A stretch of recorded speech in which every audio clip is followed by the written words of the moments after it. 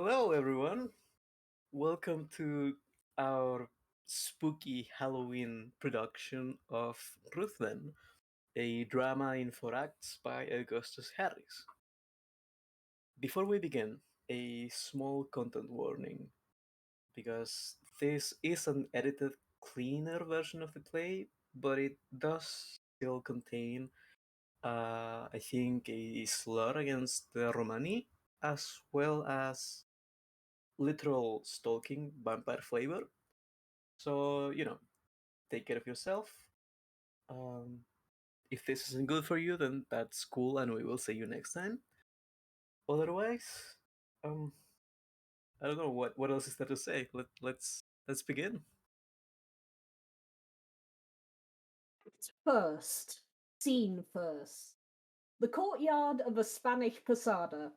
A gallery on the first floor, gates in the centre, with archways to the left and right leading into inner yards. A pump, plants, and small tree growing in the yard. Mountains are seen through the gates. At the rising of the curtain, the scene is all animation. Guests are continually arriving, welcomed by others. A man with a mandolin is leaning against the pump, attentively listened to by all. Lazare is in the corner, scraping some vegetables. Bataro and Petra enter, surrounded by some friends. The man with the mandolin sings a song. Stay, good traveller, stay, nor venture so near to yon old castle, which good people fear. For no soul has dwelt there for many a day. 'Tis haunted by phantoms, so legends say, so legends say. Girls, boys, come dance and merry be. Girls Stay, dance to the chorus. stay, good traveller, stay, and listen to my tale. Smile not, 'tis true, not at all do not rail. Yet no mortal has dared these turrets to claim, nor would anyone bear the ancestral name, ancestral name. Rosa enters. Come, come, there's enough of dancing and singing for the present, and before supper is ready, you may as well go and settle your rooms and beds, and make yourselves comfortable. Make themselves comfortable. I doubt that. They'll be all packed together like herrings.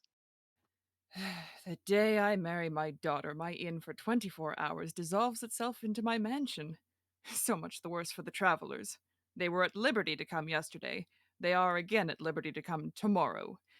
Those that were already installed, of course, I could not turn out. However, they only consisted of a solitary female, and a strange sort of female, too. She's from some outlandish place. Besides, she's not very extravagant in her living. All she consumes is a few grains of rice daily.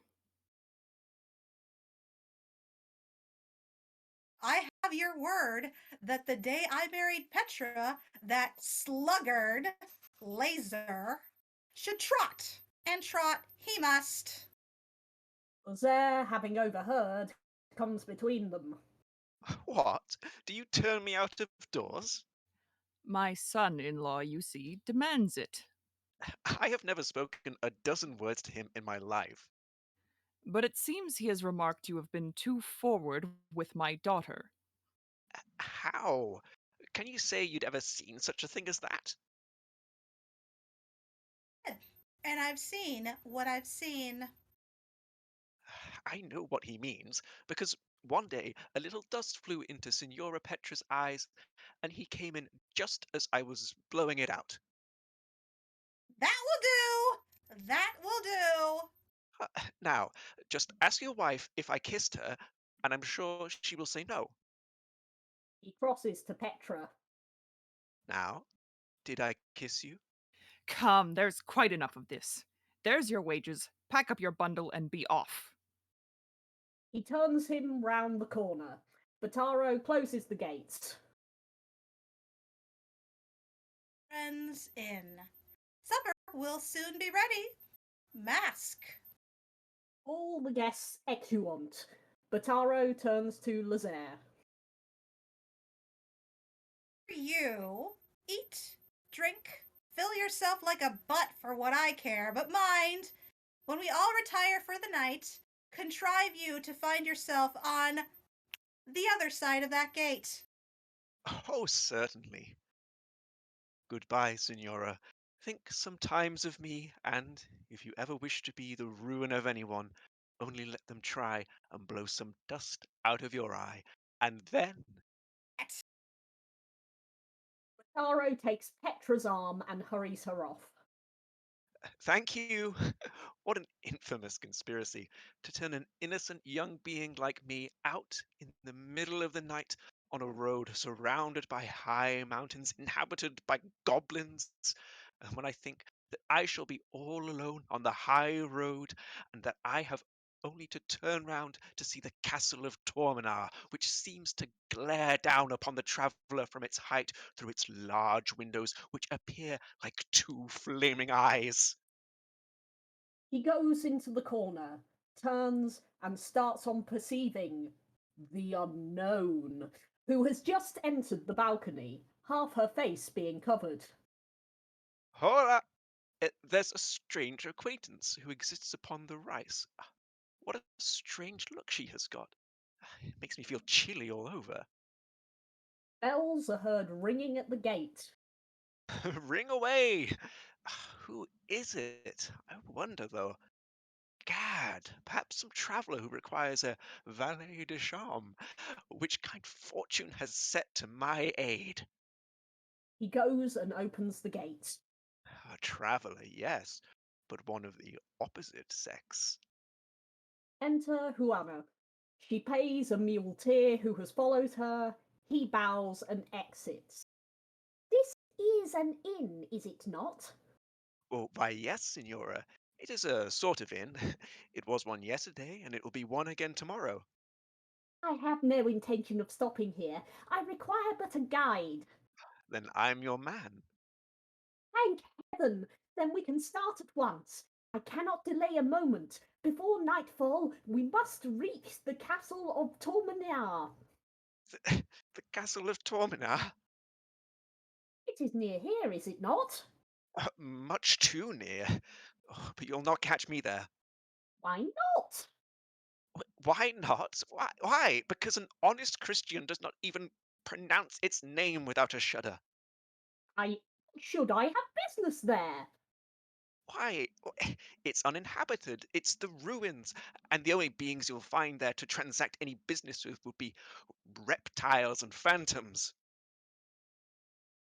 Case, instead of 1 piastra for your trouble, I'll give you 10. Not for 100. Perhaps some other guide may be found more courageous and less interested. Oh, with all my heart, Signora, and I'll help you to find him. Here, I say, some of you, here, you're wanted. Enter several of the guests. Will any of you be this lady's guide? She'll give 10 piastres. Oh, I will! will. Oh, I will. Oh, You'll have to show her the way to Torminar, though. the guests all shrink back. Come now, don't quarrel among yourselves who it is to be, or the lady will be at a loss who to choose.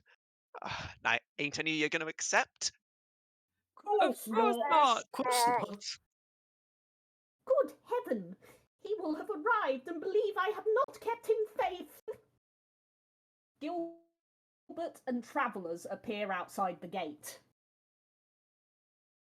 House there! House! They ring the bell violently. Enter Rosa, Bataro, and Petra hastily. What's all this noise at the gate? More travelers.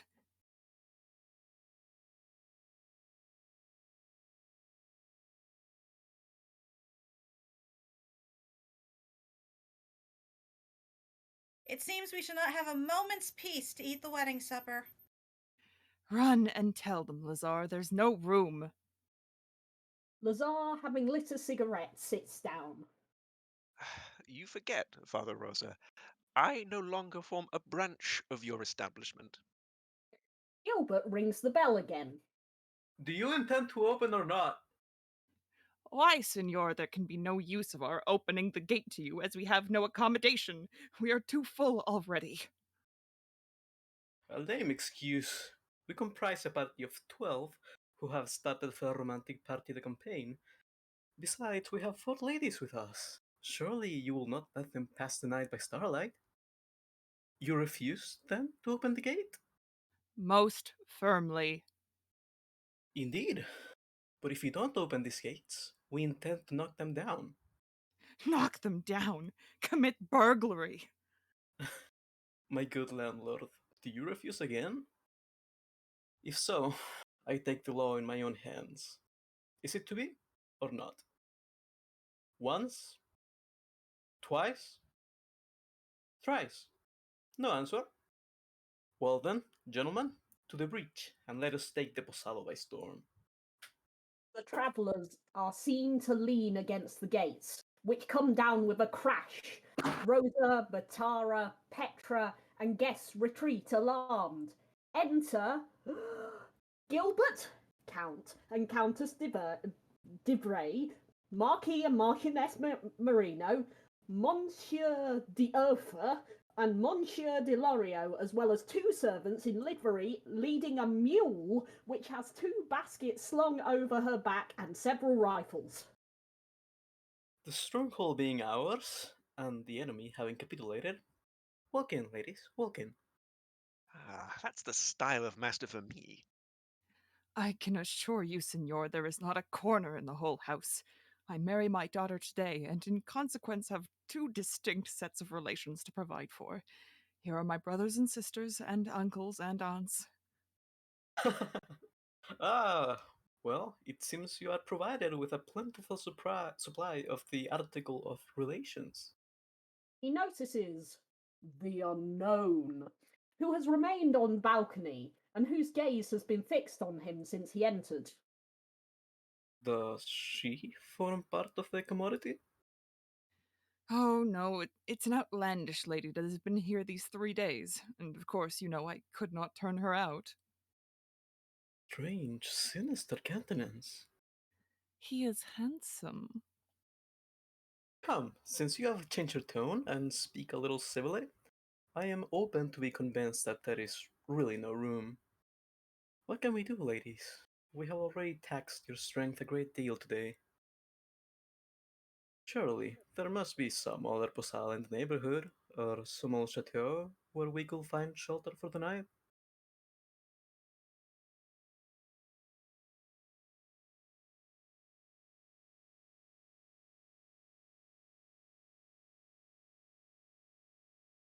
Well, senor, we can't deny that there is a chateau in the neighborhood.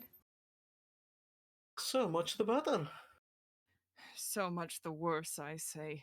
For if you ever went there once, you'd never come back. Why? Is it inhabited by an ogre who would swallow me up? That I don't know, senor, but when anyone ventures there, someone or other settles their business for them.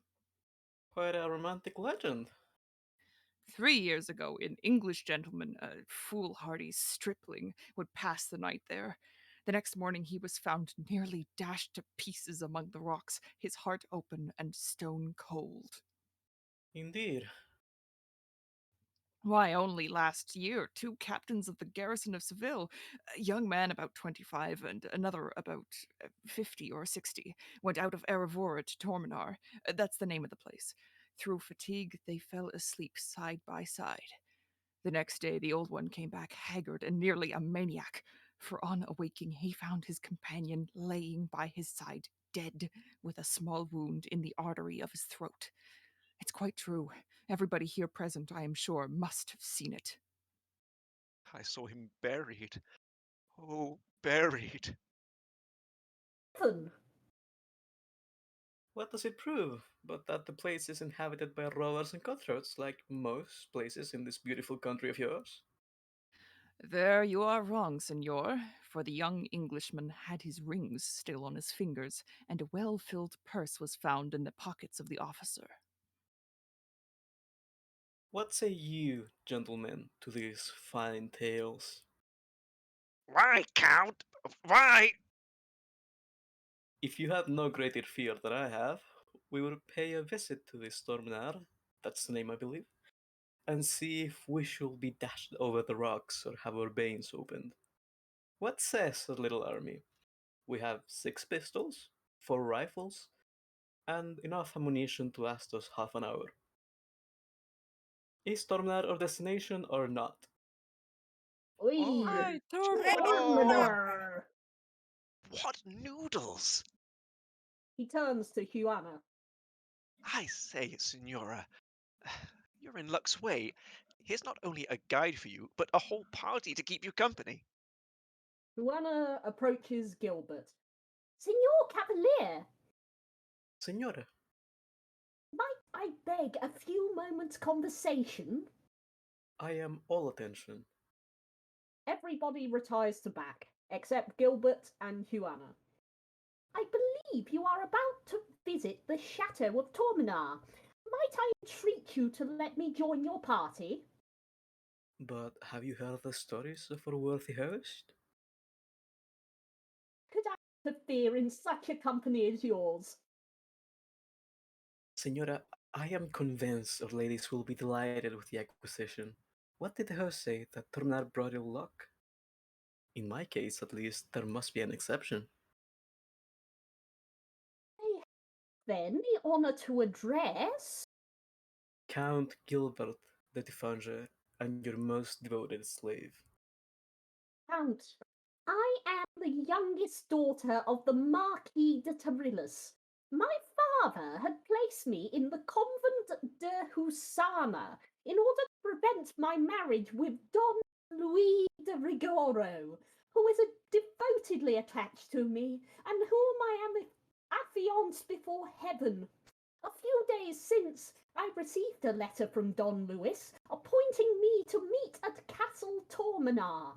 I answered him that wherever he went I should follow, and named this evening for our meeting. Yesterday, by aid of the Superior, who is an old friend, I escaped from the convent. As soon as I reach Don Louis, we will try and gain the nearest port, and then immediately set sail for America. That, Count, is the reason why I have begged of you to let me join your party. And once at Torminar, Don Louis will in person thank you for having brought him his affianced bride. I am now convinced that I have spoken to a loyal cavalier who will respect the position in which I am placed. Signora, I have left a sister in Brittany whom I dearly love. She is about to be wedded to a noble heart, but should she ever need a friend or protector, I trust she will but meet one to offer her such sincere and disinterested friendship as I now tender you, and which, I trust, may soon be put to the test. Come, Signora, deign to accept my arm. If to merit the gratitude of Don Luis is but to be your affectionate brother and stern defender, before many hours are past, believe me, Signora, I will have gained it. He introduces her to the travellers. Come, gentlemen, let us prepare for our departure. Now, master host, if you have not rooms to accommodate, you cannot deny you have not provisions to satisfy us, for the smell that comes from your kitchen larder is quite enticing.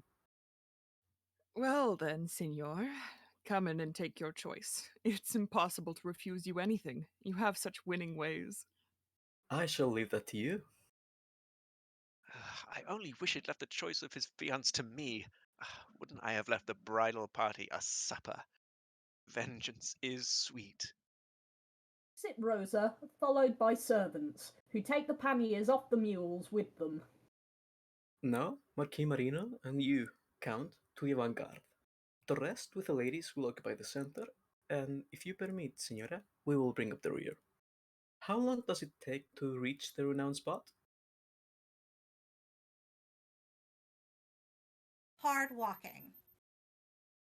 It will be but a pleasant promenade, and we shall arrive there before the rain. Come, Signora. In an hour and a half, I shall have the pleasure of handing you over to Don Luis, his charming bride. Yes, and in a couple of hours they'll all have their necks wrung, just in the way I did the chickens this morning.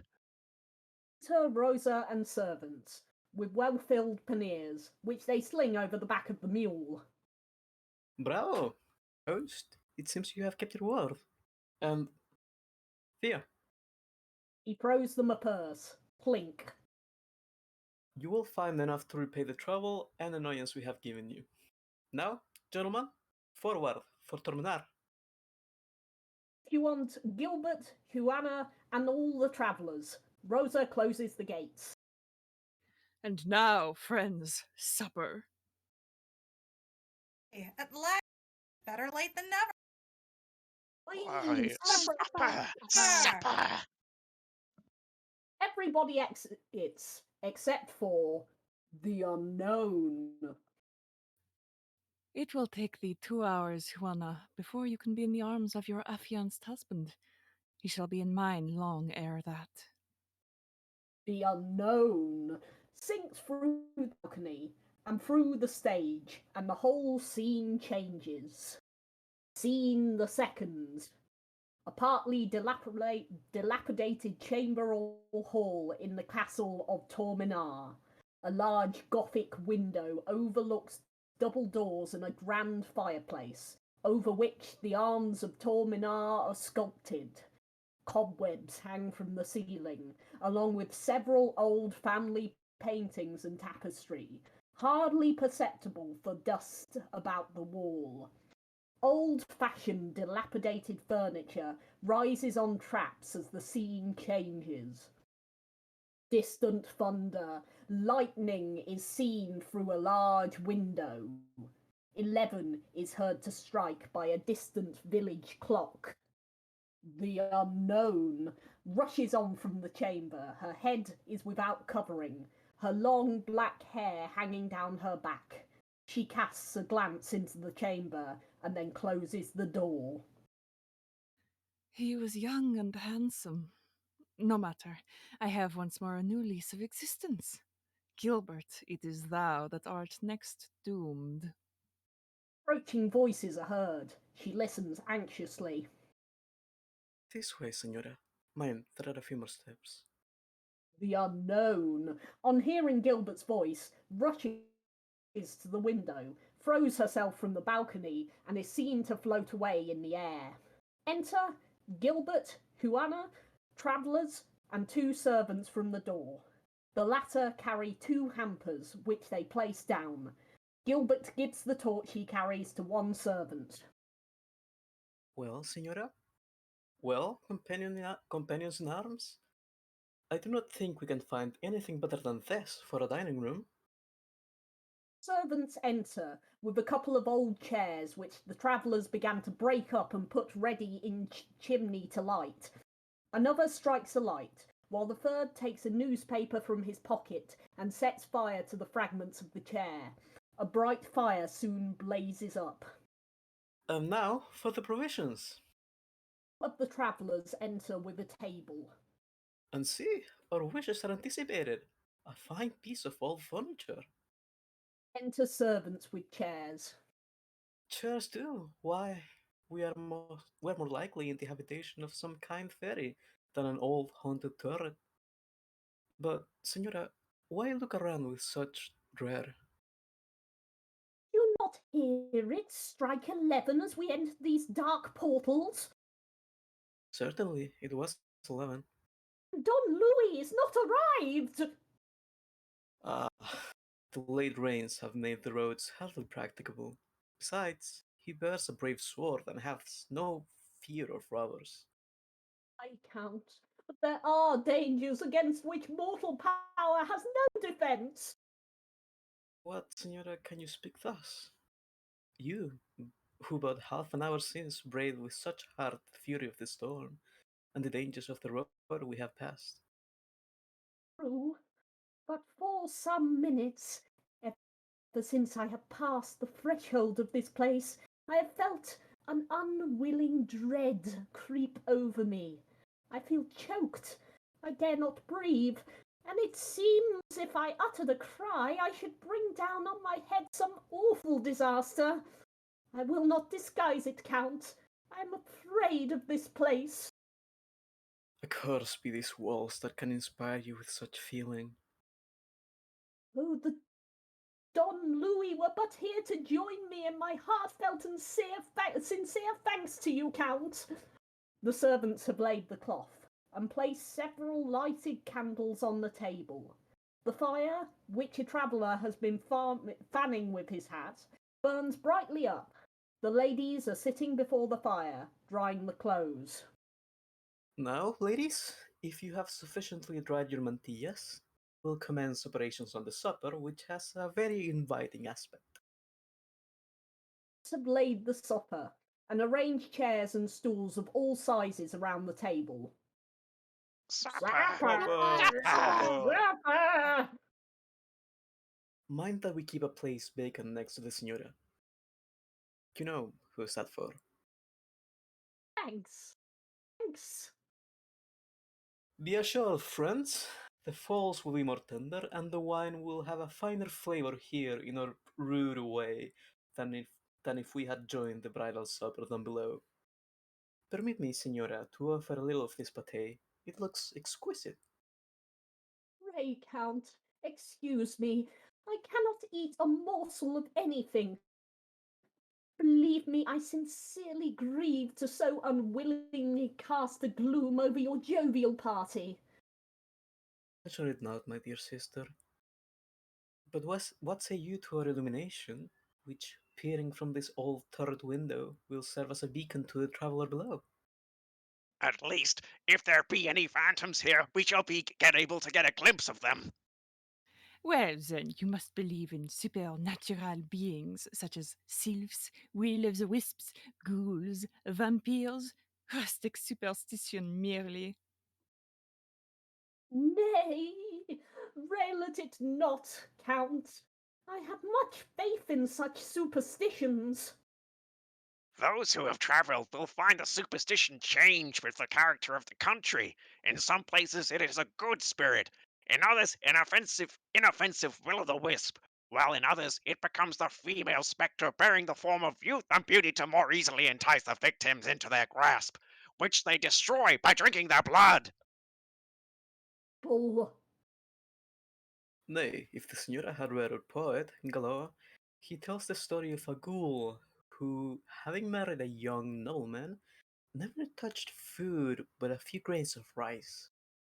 Having followed her one night, he was unwillingly obliged to witness one of the sanguinary repasts which the Marquis has just explained.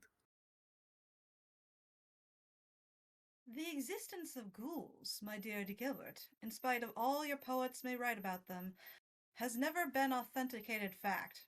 Now, as regards vampires, I myself have every reason to believe the romance more truthful. Did you ever meet with one, then? Not exactly, but in my last journey to Peru, I lodged in a house which a vampire had once honored with his presence. It was that of a rich broker. There were many daughters, amongst whom was an adorable young creature of between 16 and 17 years of age. I saw her portrait, and she must have been a marvel of beauty. This narrative chills my very blood. Oh, go Go on! on! Go Go on! on! Well, then, at night, when all had retired to rest, and the moon was hid behind the dark clouds, on the stroke of midnight, Just the thing, for midnight is striking now. Fear nothing, dear sister. Am I not by your side?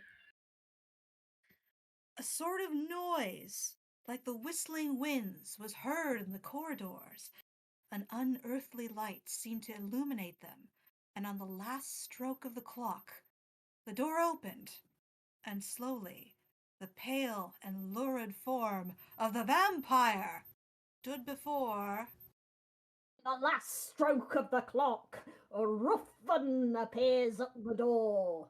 A simultaneous cry is given by all. The gentlemen rush to their arms, and the ladies run to the corner in alarm.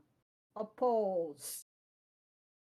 Who are Who you? are What are you? You, What seek you here? please, 1,000 pardons. Gentlemen, you ask me who I am? Why, a traveller like yourselves, sent from the hostelry of Senor Rosa, who tonight gives a wedding supper. I learnt that a joyous party had bravely gone up to Torrimore, and guided by the lights that beamed from yonder window, I followed. What I seek is shelter, like yourselves, and all I have to beg is that you will allow me to join in this convivial circle. I have brought both arms and provisions. Gentlemen, lay aside your arms, I beg. My name is Lord Ruthven, peer of England and Scotland, and your most obedient servant. Ladies, pray receive my sincere apology for not having sent in my name first, but the fact is, I found no one in the antechamber to deliver it. Nay, 'tis we, my lord, who have to beg your indulgence for the strange reception we gave you. But you arrived so suddenly and unexpectedly, and at such an hour, that I must confess you did in some way startle the ladies. He turns to Huana. Nay, dear Signora, believe me, you have nothing to fear. Ruthven now perceives Huana.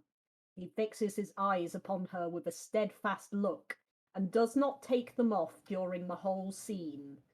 He advances towards Huana, who shrinks under his gaze.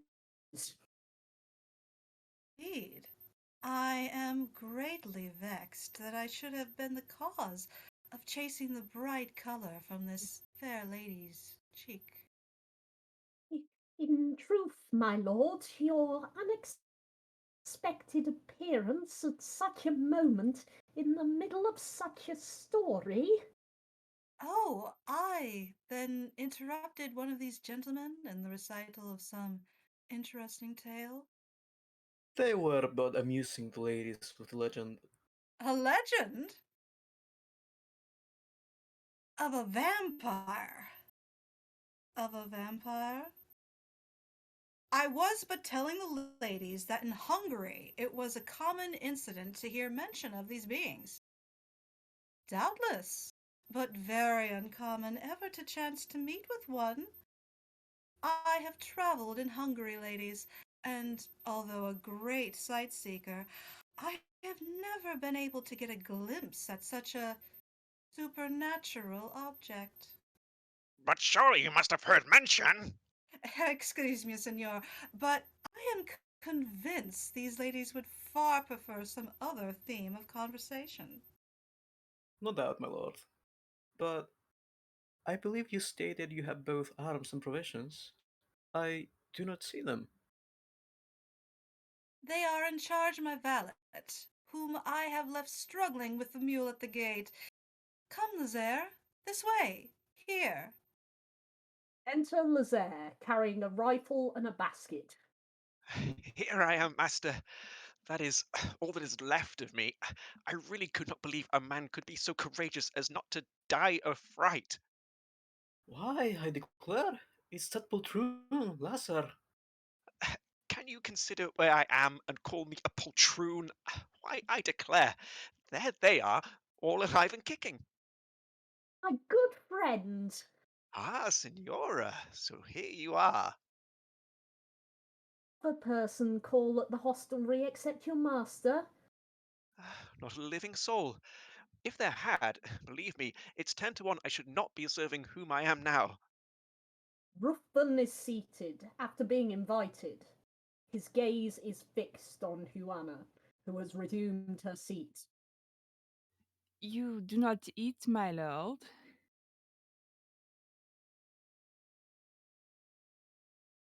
Is the cold has taken away all of my appetite. I should only wonder if anyone could have any appetite up here. Why not? I see no difference between this castle and any other. That's because you don't know what once took place here. What? A Tormnar? Well, then, as each person has told some tale or other, we'll now hear that of les ours. What? Tell the story of Torminar at Torminar? Catch me at it. Why not? Why not? Why? Because before it was half over, some hobgoblins would come down the chimney through the keyhole and tell me to mind my own business. Come, a few mouthfuls of wine will give you confidence. He gives Lazar a tumbler. That I won't refuse. Well, that's not so bad. I can feel it creep through all my veins. I'm sure another glass or so would make me do anything, even tell the fearful narrative. Fortify yourself, then, and commence. Gilbert gives him a tumbler in the other hand and fills it. Thank you. Well, then, here goes. Oh, once upon a time. Oh, another drop, if you please. There, take the bottle. He gives him the bottle, so does Gilbert. Lazare remains with a tumbler in each hand and a bottle under each arm. Just the thing, senor. I then shall be able to add fuel to the fire when it gets low. As I have already remarked, ladies and gentlemen, once upon a time there was a Baron of Torminar. Well, this Baron of Torminar was a great rogue, and one fine day invited his two eldest brother to take pot luck with him. He prepared a grand fete and had everything arranged just as if he expected them. But if you had invited them, of course he expected them. Hmm, Not a bit, for if he expected them when he invited them, he never expected them when he invited them. How can that be? Why? Because he had taken good care that they should never arrive, for he had arranged that their throats should be cut on the road. He therefore inherited all their property, as he had both them and their children murdered. This is the first we hear of the children. Oh, I forgot them. But well, never mind. He therefore inherited all three castles. Two, you mean, as one belonged to him already. Of course, but it was fated he never was to enjoy his ill-gotten wealth, for each time he went to sit at table, the shadow of one of his brothers with his throat cut sat opposite him, and when he wanted to go to bed, he found the shadow of the other tucked up under the clothes there before him. It seems I have found a perfect gem of a servant.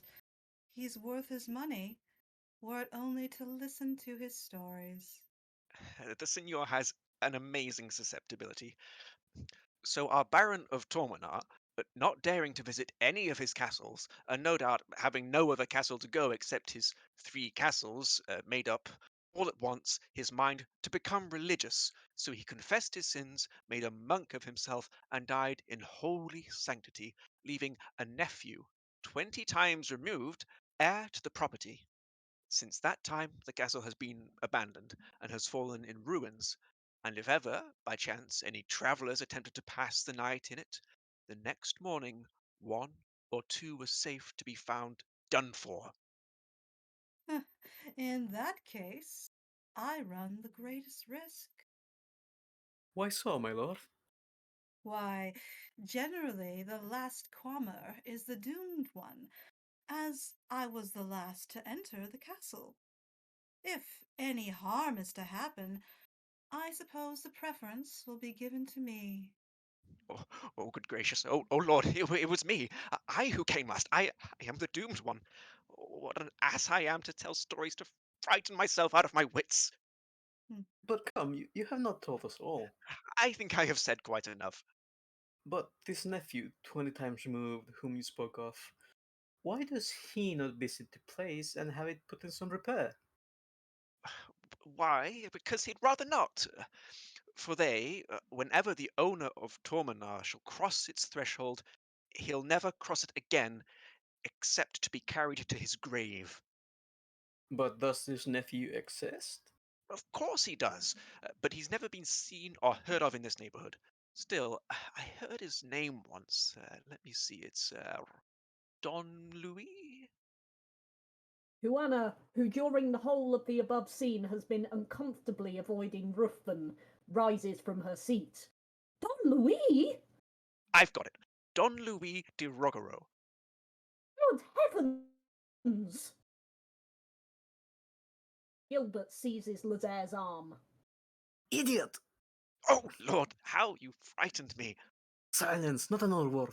Like, what have I done? You would force me to tell all I knew. Silence, I say! Oh, I'm as dumb as an oyster. Did you not hear, Count? Don Louis de Rigoro, and each time the heir to these domains crosses the threshold of this place, he dies! Count, that would be better for us to seek out some place where the ladies could pass the night. True, my lord. Now, Marquis, will you aid me in searching for some spacious bedroom for the ladies? Do not trouble yourself, Count, for it seems our servants here have found a very desirable suite of rooms, in which case they have already lighted fires. Has tried to approach Juana, but she seems to shrink from and avoid him. Capital. And you, Signora? I will pass the night here, on a chair. Nay, here it will be impossible, with the draught from yonder broken window. He approaches a door with light. Stay, we have here a charming little sort of a cell, looking out the balcony. The window seems in good repair, and you will be as comfortable here till daybreak, which will not be long, as if you were in your own cell at Wascana. Juana peers into the room, but shrinks back. How Shall dark! It looks like the grave. shall I watch while you slumber? No, Count. These are childish follies which I must conquer. I will occupy the room. Senora, Hmm.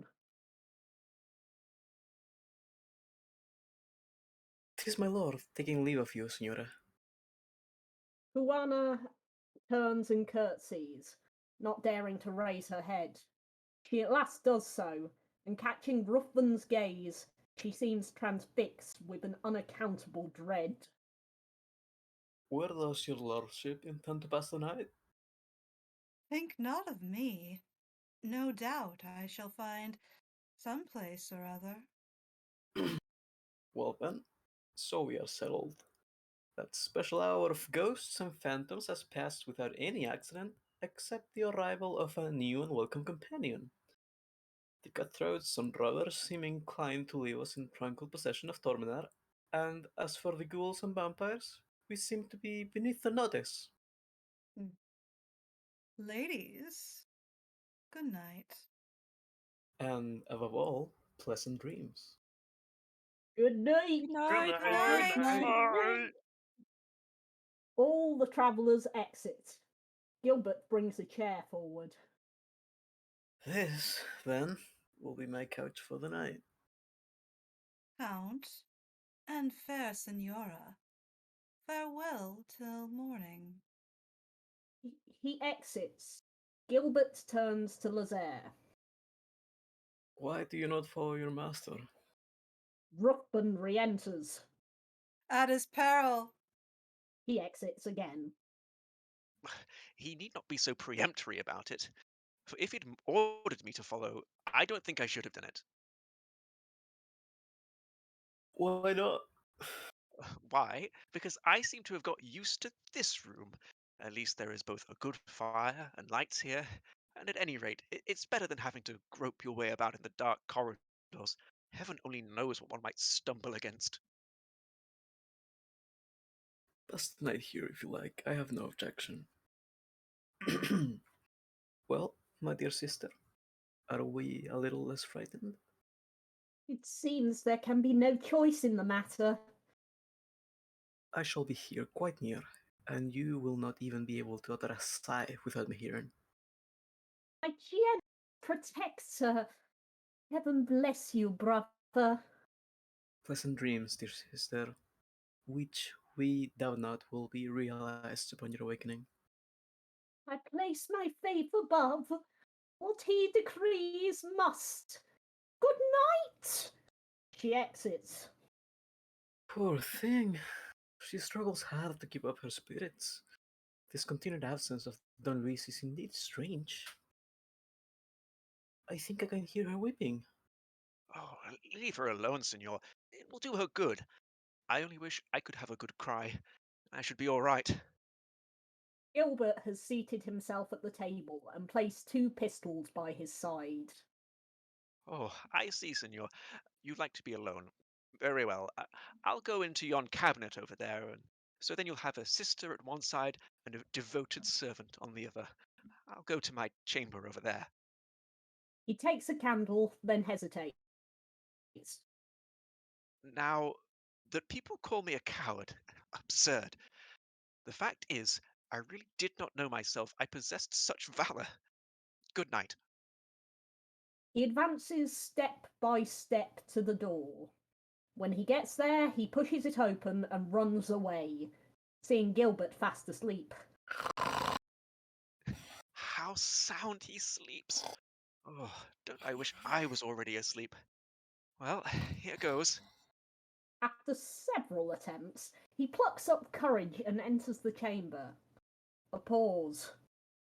Then Lazare is heard to cry out.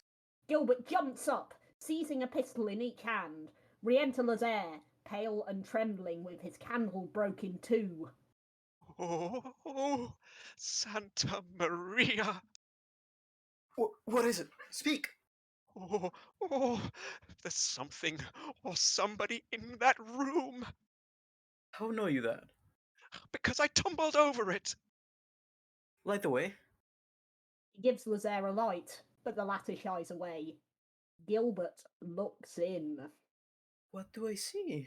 A corpse! Oh, Santa Maria. Silence, for your life. Show a light.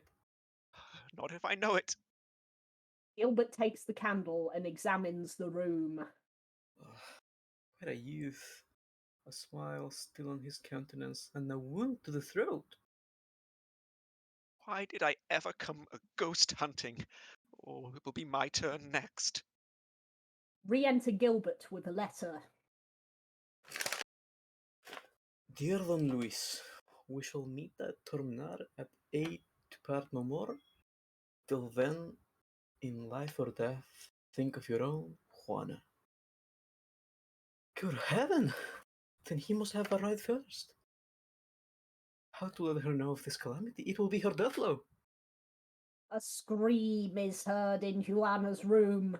Juana rushes across the stage, wild and haggard. She has a wound in her neck. Help! Gilbert! Help! I die! As she enters the room, Gilbert fires at someone who seems to be pursuing Juana. It is Ruthven, who falls wounded to the ground. At the noise of firearms, all the gentlemen travellers enter hastily. Lord in Juana's room! At a struggle in her room, I had hastened to her aid and was following to defend her when you fired at me. And the assassin? Has escaped by the window, no doubt. She is dead! Gilbert kneels by Ruthven. Great heaven! And I have shed his blood. Who would have saved her? Fly, someone, for aid! It is too late. I feel it. Count, swear to execute my last request, and I forgive you. I swear it. Let no one overhear us. Gilbert motions to the travellers who retire. Count, in the religion I profess, it is the custom that the dead should be laid upon the earth, not buried beneath it. Swear, then, that when I shall have ceased to exist, that you will place me on the mountain, exposed to the beams of the rising moon. Swear this, and you will have done all that a mortal aid can do. But is there no hope? None. Do you swear? I do, most sincerely. Thanks. Remember, Count Gilbert, the moonbeams. Your oath. He expires, and I'm sure we'll never see him again. The travellers group around Ruthven. The ladies have now appeared at the door and are kept off from entering the room by Lazare. A mist envelops the scene. Scene third. The side of a steep mountain, looking over a precipice. Gilbert enters, bearing the body of Ruthven enveloped in a cloak. He places it at the brow of the mountain, gazing round him with horror, and exits down the path. The moon is now seen to rise. Its beams catches the points of the rocks, and no sooner do they strike the face of the corpse of Ruthven than it is seen to breathe. Then it begins to rise, keeping its face to the moon. At last, it becomes erect, and it, shaking back its dark hair, spreads out its two arms, which with the cloak appears as a pair of wings. Thanks, Gilbert. Thou hast kept thy word. End of Act First. And we will now take a small 5-10 minute intermission while we take a break, and maybe you should too. So we will be right back.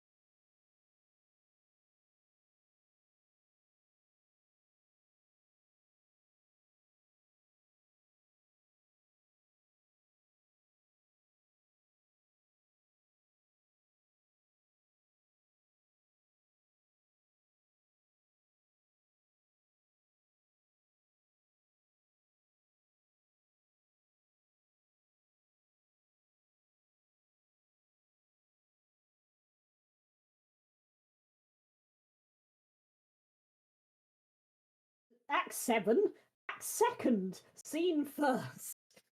2 years have elapsed. A terrace in the gardens of Castle of Tipanges. Guillaume and peasants are hanging up garlands. Come, friends, we must lose no time, for Mademoiselle will soon be stirring.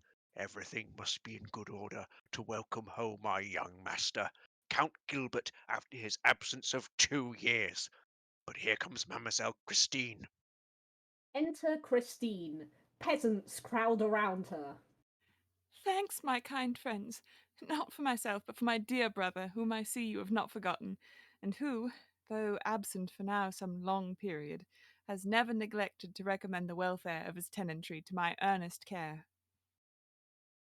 To Monsieur Long Gilbert! live the Monsieur Gilbert!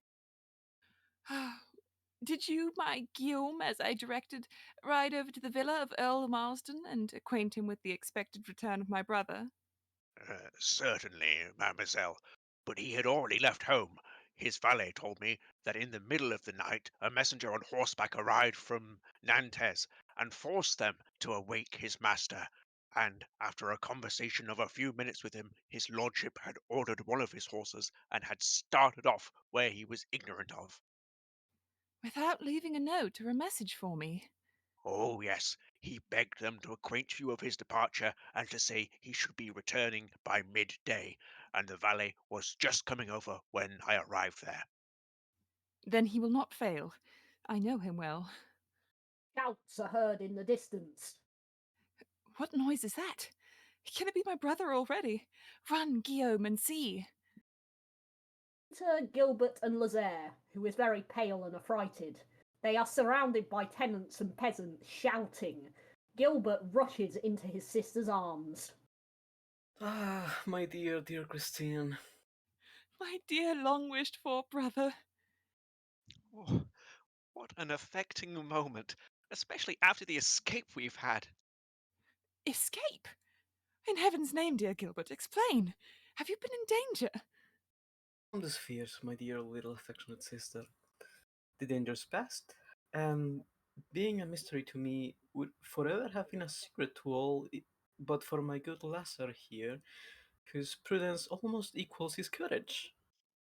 Courage is all very well, but when one's had a very narrow escape of one's life, it's a commodity not always within one's reach. Do not keep me in this agony of suspense. Believe me, dear Christine, you as well as Lazar greatly exaggerate the whole matter, although I confess it smacks both of romance and mystery. The facts are that we had just got to the crossroads when I perceived a poor beggar woman dressed as one of our old Britons. I stopped my horse and held out my hand to her with a few coins, when she suddenly caught hold of my cloak, drew me down towards her, and I believe she really kissed me. How strange. But what is stranger still, as she drew me towards her, I heard the explosion of a firearm and a bullet whistled past my ear. So, had it not been for this good woman, I should have been a dead man. Oh, heaven! That's exactly what would have been my case if my horse hadn't taken to his heels, for there was no good woman to save me. My first instinct was to turn towards where the shot came from, but my unknown protector, striking my horse with a branch, exclaimed, "Fly for your life!" Off darted my horse over a hedge and ditch like a fury. It was impossible to keep him back. I heard a second shot, but I was out of all danger. And this woman who had saved you? I turned around to try to get a glimpse of her, but she had vanished. And so had I. I had never such a gallop in my life. That I've a morsel of breath left in my body is a phenomenon not to be accounted for. Besides, however, I'll not enter into details. We will have this female sought after. I'm certain that everyone will love and cherish her for having saved the life of one so dear to us all. My good sister, So, Monsieur Lazare is in your service? partly so. He has followed me out of pure affection. Uh, and no other earthly motive. Believe me, mademoiselle, for I'm well to do in the world, He inherited from former master. who met with a slight accident and died from its consequences, a most respectable individual, for he kept his breath in his body, especially to tell Monsieur le Comte I was to be sole heir and legate. For I am convinced, Monsieur Gilbert, what he whispered to you when he fell by that fatal door was, I haven't time to make a will, but yonder is my good Lazare, who has faithfully served me during. In fact, I did faithfully serve him, although it was in his service but an hour and a half. I bequeath to that estimable domestic all I possess, and the only regret is that I haven't more to leave him. Ah, now, wasn't that, monsieur, what he told you, when you held him expiring in your arms? Uh, did he then meet his death by accident or treachery? Dear sister, through an unlucky accident. And now, sir, mention not the subject again. Oh, of course not, monsieur. But as you said to me on our travels, just 6 months ago today, if within 6 weeks no one claims the valise and money of your late master, it is yours. I now, therefore, make my claim in due form. True, true. Take the valise, it is yours, but leave me for a few moments. Oh, thanks, my dear Monsieur Gilbert. Ah, how right I am to be attached to you. I follow you everywhere.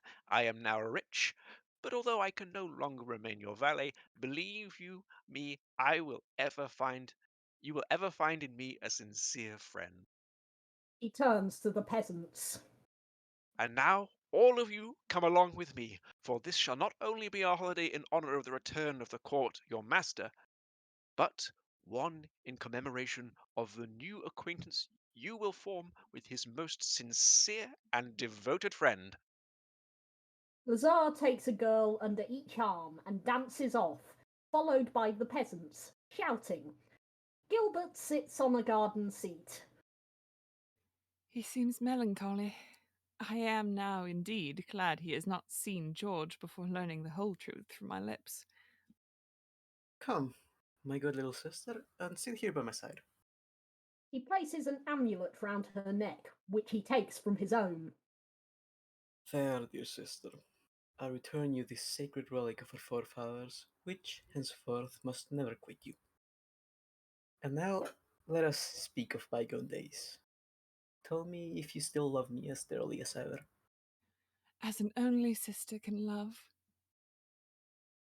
Ah, poor Juana. She was a second sister to me during a whole evening. What did you say, Gilbert? Nothing, dear Christine. So then, at last you have consented to reward our good Philip for the love and devotion he has shown us both since infancy. Dear Gilbert, I have at last been taught the difference between affection and friendship. Oh, but Philip? Like the true and loyal heart you had ever known him, has quitted Brittany till he can look on me, dear Gilbert, as a sincere and attached friend. Nay, do not frown. For months have I vainly endeavoured to shake off the influence that another has gained over me. But, dear Christine, is this affection of yours reciprocated? Indeed it is, and by one who is fully worthy of my affection, and for whom, dear brother, you will have no cause to blush. But his name?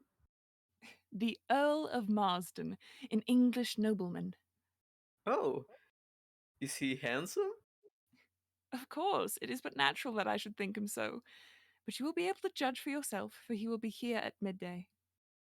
Well, since my own dear Christine has given him all her heart, I suppose I must manage to spare him part of mine. But see, here are all the villagers in their holiday clothes. Enter Guillaume and peasants.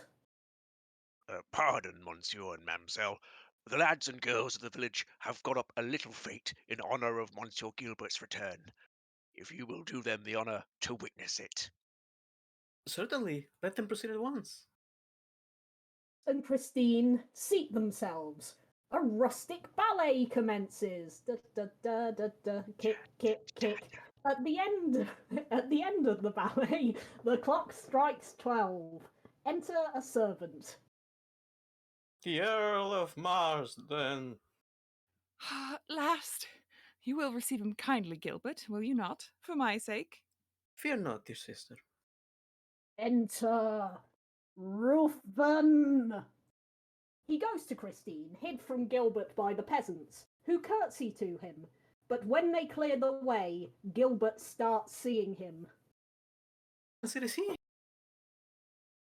Good morning, Count. Gilbert? The Earl of Marsden. And your most humble servant. Gilbert? George, what does this mean? Doubtless the recollection of an incident that once happened to us.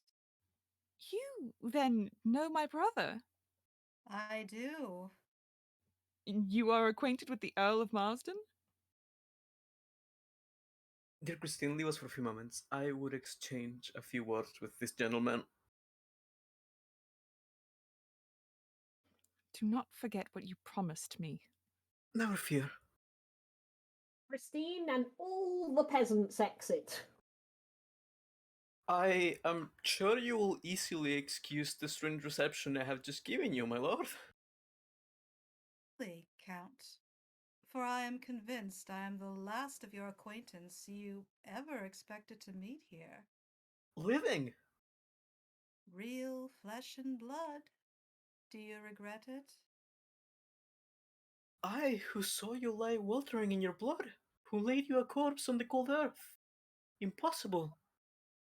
Why so, my dear Count? This is not the first time a deep wound has not proved mortal. Have you ever heard of a death-like trance?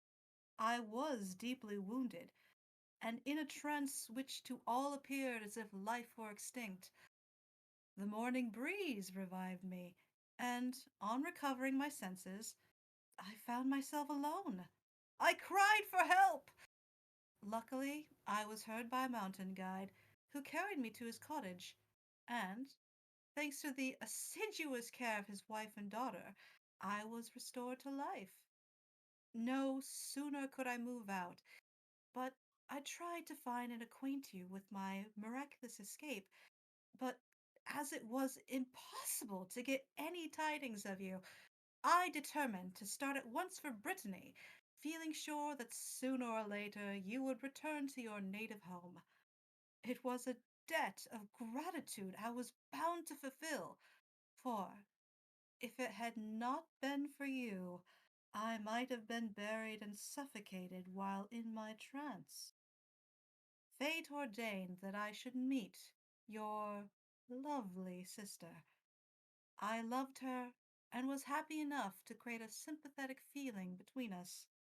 And today I am most happy once again to greet and ask you for that hand, which her heart has already freely granted me. But at Tormenar you call yourself Lord Ruthven. How is it that I find you here under another name? Since our last meeting, Count, my elder brother has died. I have therefore inherited both his title and estates. Pray excuse me, my lord, for my questions, with which must doubtless weary your patience. Proceed, Count. Satisfy yourself. Why then did you hide from Christine that we were acquainted? Why, our acquaintance was but of short duration. Besides, Count, you accidentally assailed my life. Not knowing if you wished your sister to be made aware of this, I thought it was best to be silent until your return. It, it is truly wonderful. Christine re enters. Well, brother, is all understood? Everything, dear Christine. The Count could not believe his eyes at first when he first saw me again, whom he little expected to meet, but he is now fully convinced, and consents to our union. Thanks, dear brother. But you are pale. Will you retire to your chamber? Y- yes, Christine, for I feel a cold shudder all over me. He seats himself, gazing at Ruthven. Christine turns to the servant. Are my brother's apartments in readiness? Yes, mademoiselle. He shall not escape me. Enter the unknown as a peasant from the crowd. As she passes Gilbert, she speaks. Remember the fate of Juana. The woman who saved my life. Not a word. Putting her fingers to her lips, the unknown disappears into the crowd again. And again. Come, Gilbert. Farewell, dear George, but for a few moments. The fate of Juana. Those words to issue from the very lips of the being who saved my life. Is she then a guardian sent from Providence to counteract the acting of the evil spirit? He gazes at Ruthven. Yes, and there he stands. The finger of heaven devotes him to me. I must see this mysterious agent again. The uncertainty will drive me mad. Dear Gilbert. Gilbert is shaken from his reverie and clasps Christine in his arms. My dear sister, come, do not leave me. Gilbert and Christine exit, followed by peasantry. Ruthven looks after them.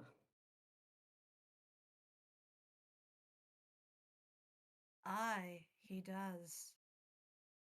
I must be convinced who that woman is, and what she said to him. She shall not cross his path again. Enter Lazare with a valise and bag of gold. Well, I have never passed a more pleasant day in all my life. What unknown delight it is to count over one's riches. I feel myself a person of importance, and of course I am an individual of great importance. That is, wealth can give importance. Let me see. I possess 4,000 francs in gold, 300 pounds in English banknotes, and about 5,000 francs worth of jewellery. I can now thoroughly afford to set up a large establishment and a small wife. What a kind of master my defunct was! Ah, I'd give something handsome were I convinced he was fully aware of the respect I have for his memory. Ruthven approaches him. Lazare!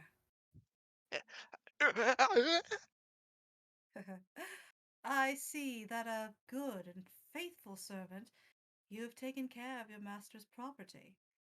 I shall, for the future, hold you up as a model to all confidential valets. You can convey the valise you have in your hand there to my apartment. Santa Maria! Ruthven takes the bag out of Lazare's hands. My purse, too, untouched. Really, my good Lazare, such integrity deserves the highest reward. Therefore, retain the purse as a mark of my appreciation of your conduct. Do you hear? He returns the bag. Lazare stares at him without being able to articulate. You can leave me now, my good and trustworthy attendant. Saint Dominique, help me! Lazare staggers off, nearly dead with fright. I shall have to silence that idiot's tongue. But that will be an easy task. And now to seek out this unknown protector of Gilbert. If she be mortal, she shall not escape my revenge. Enter Christine. Ah, my dearest betrothed, thanks for this speedy return to the arms of your devoted slave. I see the arrival of your brother will not, as I had feared, engross all your affection. Oh, George, some supernatural power, the same you ever seem to have over me, seems to drag me back to this spot where we first met, and where we first exchanged our vows of love and constancy. Dear Christine, my heart sinks within me when I think I may lose that happiness so nearly within my grasp. Did the cold reception I received from your brother pass unobserved by you? Nay, fear him not. Gilbert has always left me free mistress of my heart and hand. Perhaps at first he might have been a little disappointed. You know he had his heart set on my marrying Philippe.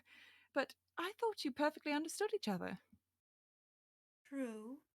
He shaked my hand cordially, and all seemed amicably arranged, when suddenly his manner altered to one of freezing coldness. A single word whispered by someone to him had sufficed to create this change. But who could have spoken to him? Did you not observe an old beggar woman who whispered to him? Uh, Doubtless the very person who this very morning saved his life. Saved his life? I forget, you are not aware that Gilbert was fired on at his road hither, and had it not been for an old beggar woman, who catching hold of his cloak drew him towards her, he would have been killed. Why do you smile? Then you really believe in this attempted murder? Why not? Why? But no, let us drop the subject altogether. Do you think that Gilbert imagined it all? My dear Christine, have you well remarked the conduct of your brother since his return?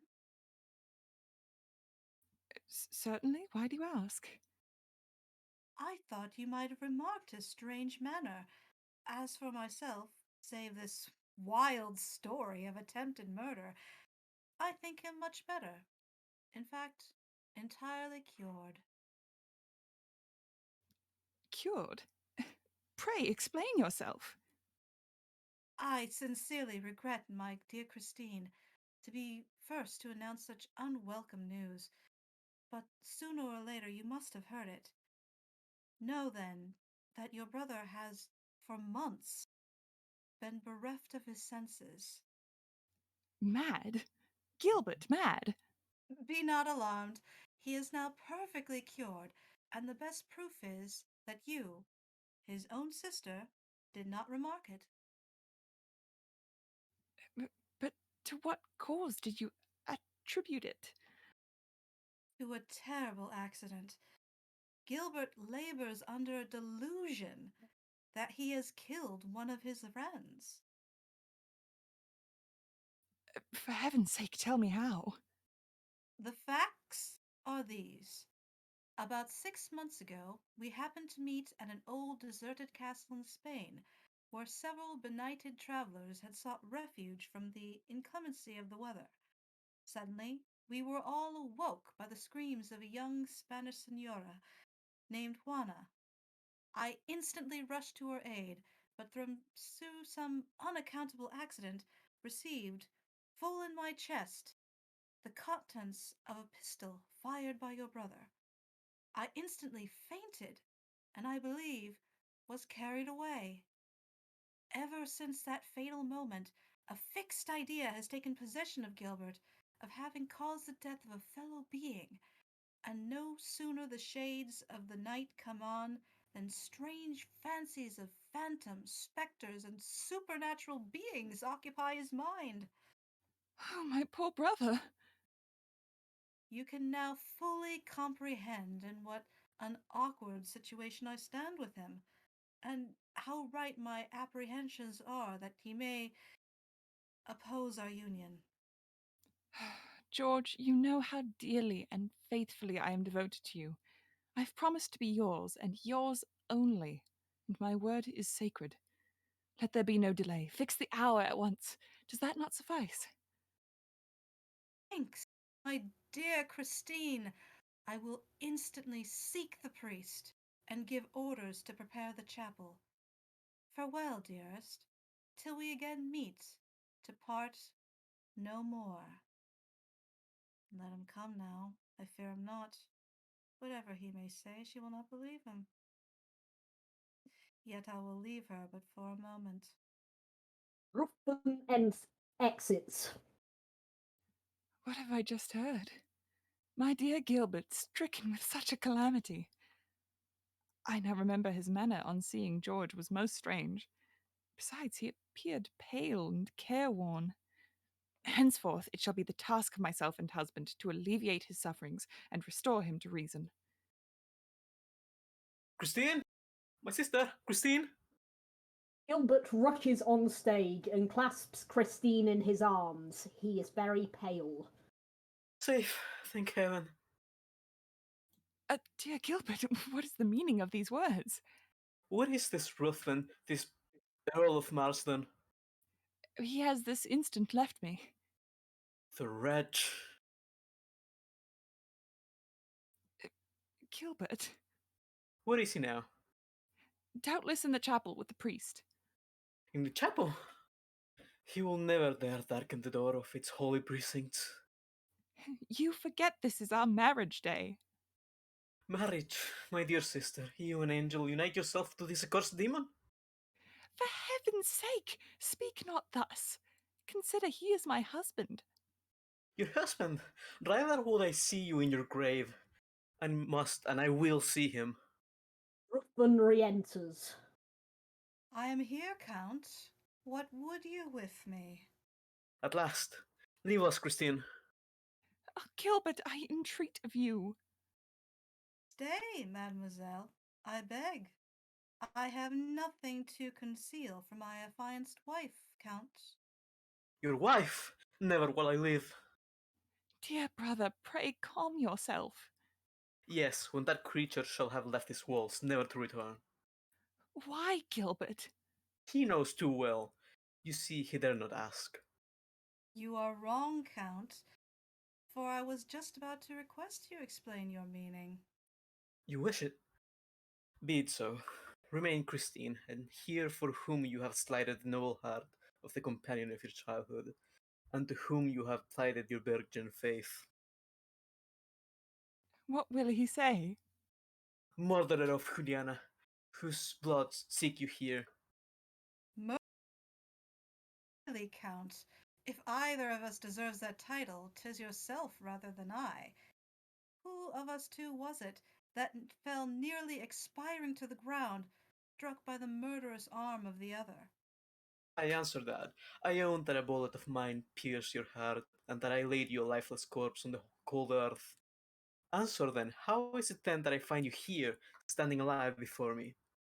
Good heavens! I believe I explained that fully. Yes, but what you did not explain was, why was my life attempted, and who was the being that sought it? Count, this sounds very like an accusation. It does. You know it was yourself. Me? Why would I seek your life? I, Gilbert, why? Why? To serve from an innocent girl, her only protector and advisor, that you may make her an easy prey, one of your yearly victims. Shall I explain my meaning more fully? But, dear brother, what can induce you to make such an accusation? A vision sent from heaven.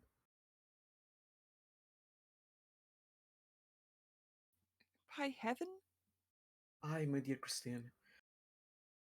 But now I sought my couch for a few moments' repose, when before me stood the poor gypsy who saved me from his deadly aim, and as in a vision, a mist seemed to roll before my eyes, and there I beheld you, my dear sister, in the vampire's clutch.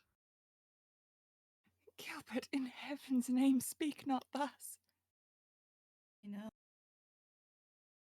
You are silent, Lord Ruthven. what can I say, Count? Now, dear Christine, are you convinced? What, sister, do you still cling to that fiend? Be warned, for rather I see you hiss, I will strike you dead at my feet. Dear brother, calm yourself. Coward! Defend yourself, or this hand shall strike you down. Help! Help! Guillaume! Heavens have mercy on him, my poor brother is mad. I mad! Enter Guillaume and servants. Monsieur Gilbert mad! Yes, friends, that is what we sought to hide from you all, but the Count himself has forced us to divulge the truth. Mad or not, I will rid the earth of such a fiend. He rushes on Ruthven, but the servants stop him and seize his arms. My good friends, for your mistress's sake, treat him gently, but do not lose sight of him for an instant, or he might attempt his life. Um, villain! Villain! Dear Gilbert, for heaven's sake, remain not here. Gilbert is dragged off, struggling with the servants. Guillaume and all follow. My dear bride, a sister's care may be more beneficial than any surgical aid. Besides, 'twere as well, while such thoughts run through his brain, that he be in close confinement, and that no stranger may have converse with him. Go, dearest, and when he becomes again his former self, tell him I will forgive him freely. Heavens bless you for it, dear George. See, she exits. Now to hasten the nuptials, fate itself shall not wrest her from my arms. And as for the demon who has denounced me to Gilbert, I have recognized her in spite of her disguise. By the master we both serve, wherever thou art, appear. Appear! The unknown rises behind the terrace, as if in the air, dressed as she was at Tormenar. I am here. What would you? You have forfeited your existence. You have betrayed me. I have not. 'Tis false. In the disguise of an old Breton, you saved Gilbert's life by the crossroad. Well, is not this my right? Why have you acted thus? Because I love him. Love him? Can such as we love? I love him. And you expect to have your affection returned? I hope so. Then you know not that he is betrothed? I care not. When time requires it, I shall know how to act. In the meanwhile, I watch over Gilbert's happiness. His sister's death would break his heart. Gilbert must live. I will reveal to him who and what you are. And that moment be exterminated forever. Then you brave me? No, I seek but to win Gilbert's heart by saving one who is dear to him from thy deathly embrace. You know not what I am when I hate.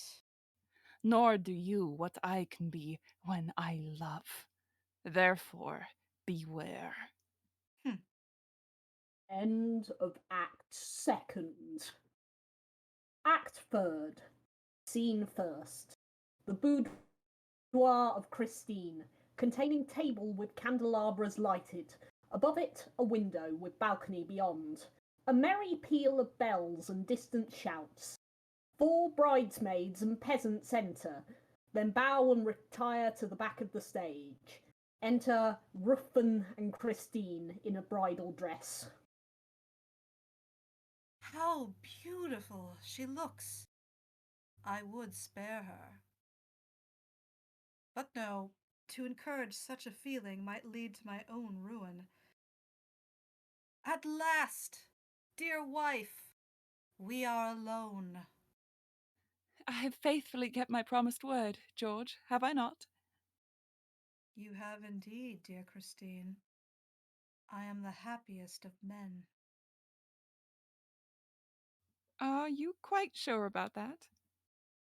Do you doubt me? No, indeed. George, no woman can more fondly love than I do. Yet If a cloud now and then does overshadow my happiness, you must forgive me. I cannot forget that beneath this roof there is another being as wretched as we are happy. Poor Gilbert. Whom we have been obliged to confine, lest he should attempt your life. I should not like to retire for the night without seeing my poor brother again. Oh, let me go to him, dear George, to calm and soothe him by telling him how happy I am. Your wishes are my commands, dear Christine. You are sovereign mistress here, yet Speak, George, speak. I think it would be better for me to go to your brother and try a last effort to reconcile him to our union. If it should fail, I will tell him, in order to bring tranquillity for a short time to his fevered brain, that I resign all pretensions to you and will depart. But should you not succeed in restoring him to tranquillity? You shall then go yourself. Be it so. You do love me? Where I gave my hand, I gave my heart. Thanks. I shall not be long. He takes the candelabra and exits. Who could have been that old woman on whom I bestowed charity as we left the chapel, who whispered to me these words? Try and be alone for a few minutes, for there is someone who would reveal a matter of great import to you. Heaven is my witness that I do not doubt my husband, yet I cannot entirely chase Gilbert's words from my mind. Oh, my dear mother, look down from above and guide your child how to act. Lazare appears at the door. He puts his fingers to his lips. Lazare, what means this mystery? He signals to her to blow out the candles. Puff, puff.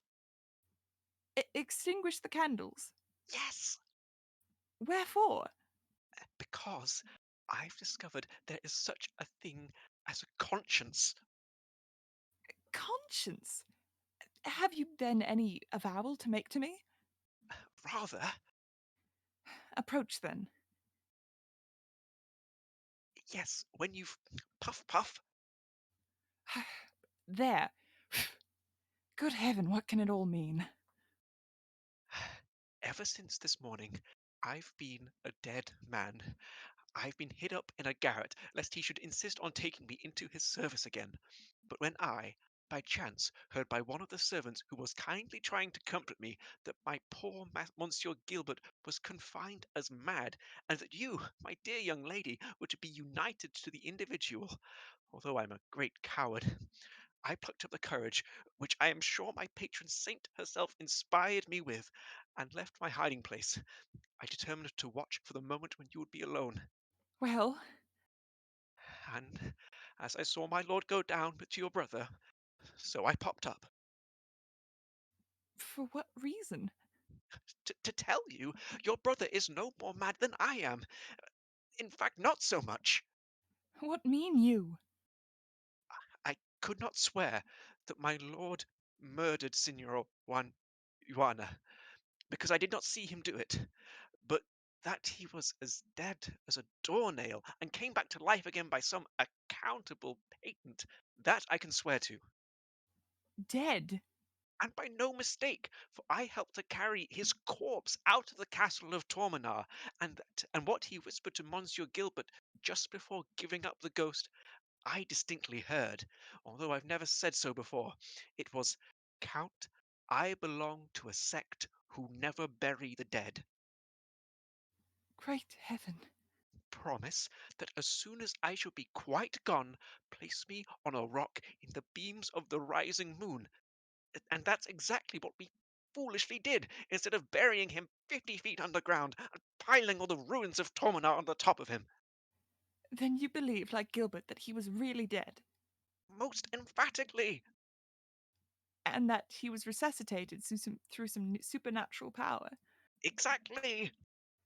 And the man who yesterday attempted Gilbert's life, I'm confident was he. And I've no doubt I shall be the next one he'll want to put out of the way, in spite all his gammon about my integrity. The purse he gave me, here it is. Very fond of lucre. It's very touches fire. He throws the purse to the ground. Then Gilbert was right. I am lost. Let us fly. They rush to the door. Silence. He's coming back.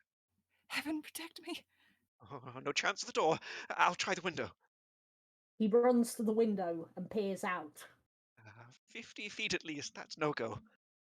At the sound of footsteps, Lazare hurries to hide on the balcony. Ruthven re-enters with the candelabra. I have soon returned, dear Christine. Your brother was asleep, and I would not disturb him. How pale you are. Yet not so pale as you, my lord. Dearest, I never had much color, though the quantity of blood I lost by the wound I received from your brother. But your pallor, George, appears more like that of a corpse than a human being. What mean you, Christine? I can hardly say. But for the first time you seem to inspire me with a secret dread. Why do you tremble? Give me your hand. Yours has the icy grasp of death. Speak not thus, my dear wife. Let this fond embrace reassure you. Touch me not, for heaven's sake. It seems to me as if the grasp of death was on me. Christine, who has been here during my absence? No one. No one. Who could it have been? His foot brushes against the purse, which he picks up. Huh. The purse I gave Lazare. The wretch! He has been here and revealed all. 'Tis true. It is then true. Not a moment, then, is to be lost. He closes the door. Why do you close the door? Are we not united forever? Are you not my bride? For heaven's sake, my lord. Oh, my brother Gilbert. Help! Help! We were not alone then? Save me! Save me! Help! Help! Your cries are useless. You are Ruthven's bride. Help! Help! 'Tis too late. None can tear you from my grasp. Ruthven takes Christine up in his arms and rushes off through the left door with her. Lazare rushes in from the balcony and goes to the door to the right, which he finds locked. Help! Help! The right door shakes, and Gilbert can be heard outside. I am here to save you. Open the door. Lazare opens the door. Gilbert rushes on, without his coat. He had me bound, but I burst my bonds. I darted past the four men who tried to hold me back. My unknown friend, the gypsy, again warned me of my sister's dangers. Where is Christine? Lazare gestures to the left door.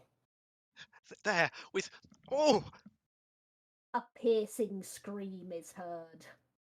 Ah, heaven have mercy on her. He rushes to the left door, only to meet Ruthven coming from it. Ruthven starts on seeing Gilbert, who seizes him by the throat.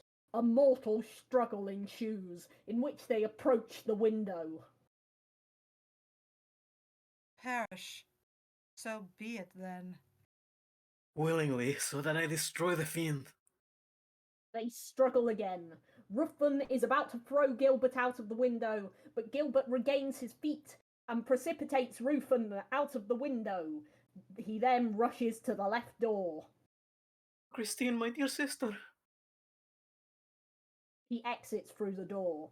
Lazare seizes pieces of furniture, which he throws out of the window one after another. This time I'll do for him, and no mistake. Scene second. A corridor in the castle. Enter Guillaume, tenantry, and servants. They all seem alarmed. Well, what can be the meaning of the noise? And that piercing scream which came from the bridal chamber, ringing through the whole castle. Servant and 3 others enter hastily. Monsieur Gilbert has escaped from his keepers and burst his chains. Enter Gilbert, haggard. There, I was too late.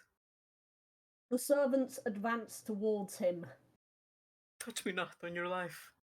Run, Guillaume, to your master's chamber, and you shall see a sorry sight. He turns to the servants Get a torch instantly. and rushes out. Oh, what could have happened? Enter Lazare. He is pale and his hair standing erect. Lazar, what does this all mean? Oh, murder, robbery, resuscitation, extermination. He rushes off after Gilbert. Follow me, friends, to Mademoiselle Christine's apartment. Heaven grant that my fears may prove unfounded. They follow Guillaume off. Scene the third. A precipice by the side of the castle of Tifanges. On the right, the high turret with the mangled corpse of Ruthven at his foot, surrounded by pieces of furniture. I'm definitely sure we won't see him again. Midnight strikes. The moon is seen rising. Gilbert, with a torch in his hand, is seen coming down the rocks out of the flies, followed by Lazare, seeking the body of Ruthven. After some difficulty, they find it. I could but avenge you, Christine. Lazare pushes a large piece of rock, which seems to fall over the body of Ruthven, crushing it. Ah, this time I will inherit, and no mistake. End of Act Third. And now we will take a small 5-minute intermission. See you then.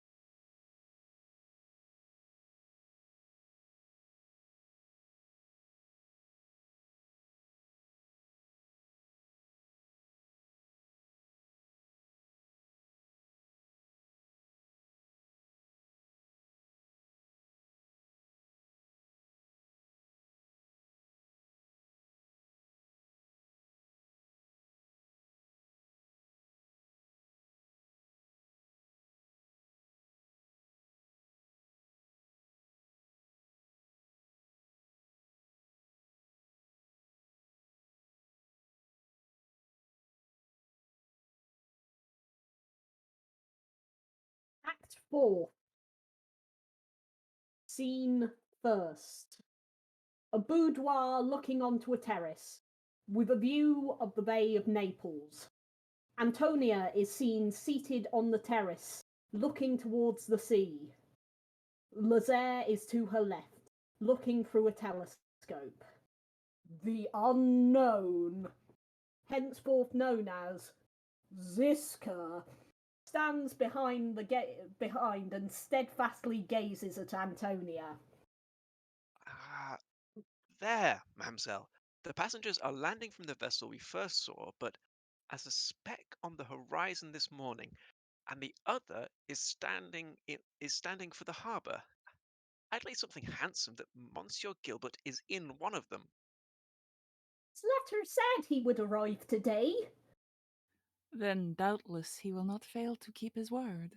Oh, you're right there, Ziska. For if you knew Count Gilbert, you'd know he never fails when he has given his word, and sometimes to his cost too. For if he had once broken his word with a certain individual in Spain months ago, he would now have been a far happier man. Ever faithful, my good Lazaire.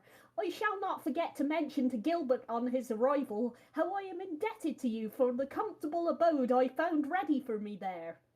Oh, Lord, mademoiselle, I had very little to do with it. If any thanks are due, it is to Ziska yonder, who merits them all. Antonia turns to Ziska. How can I ever sufficiently reward you for your tried attachment to me? I seek not for thanks. I have but followed the dictates of my heart. She slightly inclines her head and exits. What a strange being! And what eyes! There's no mistake about them. I'm sure I've seen those eyes somewhere before. How did you first meet her? Why, you see, mademoiselle, Monsieur Gilbert said to me, Lazare, my friend, for since I have inherited, we are on terms of great intimacy. Lazare, my friend, start instantly for Naples and prepare a suitable abode to receive my dear affianced bride.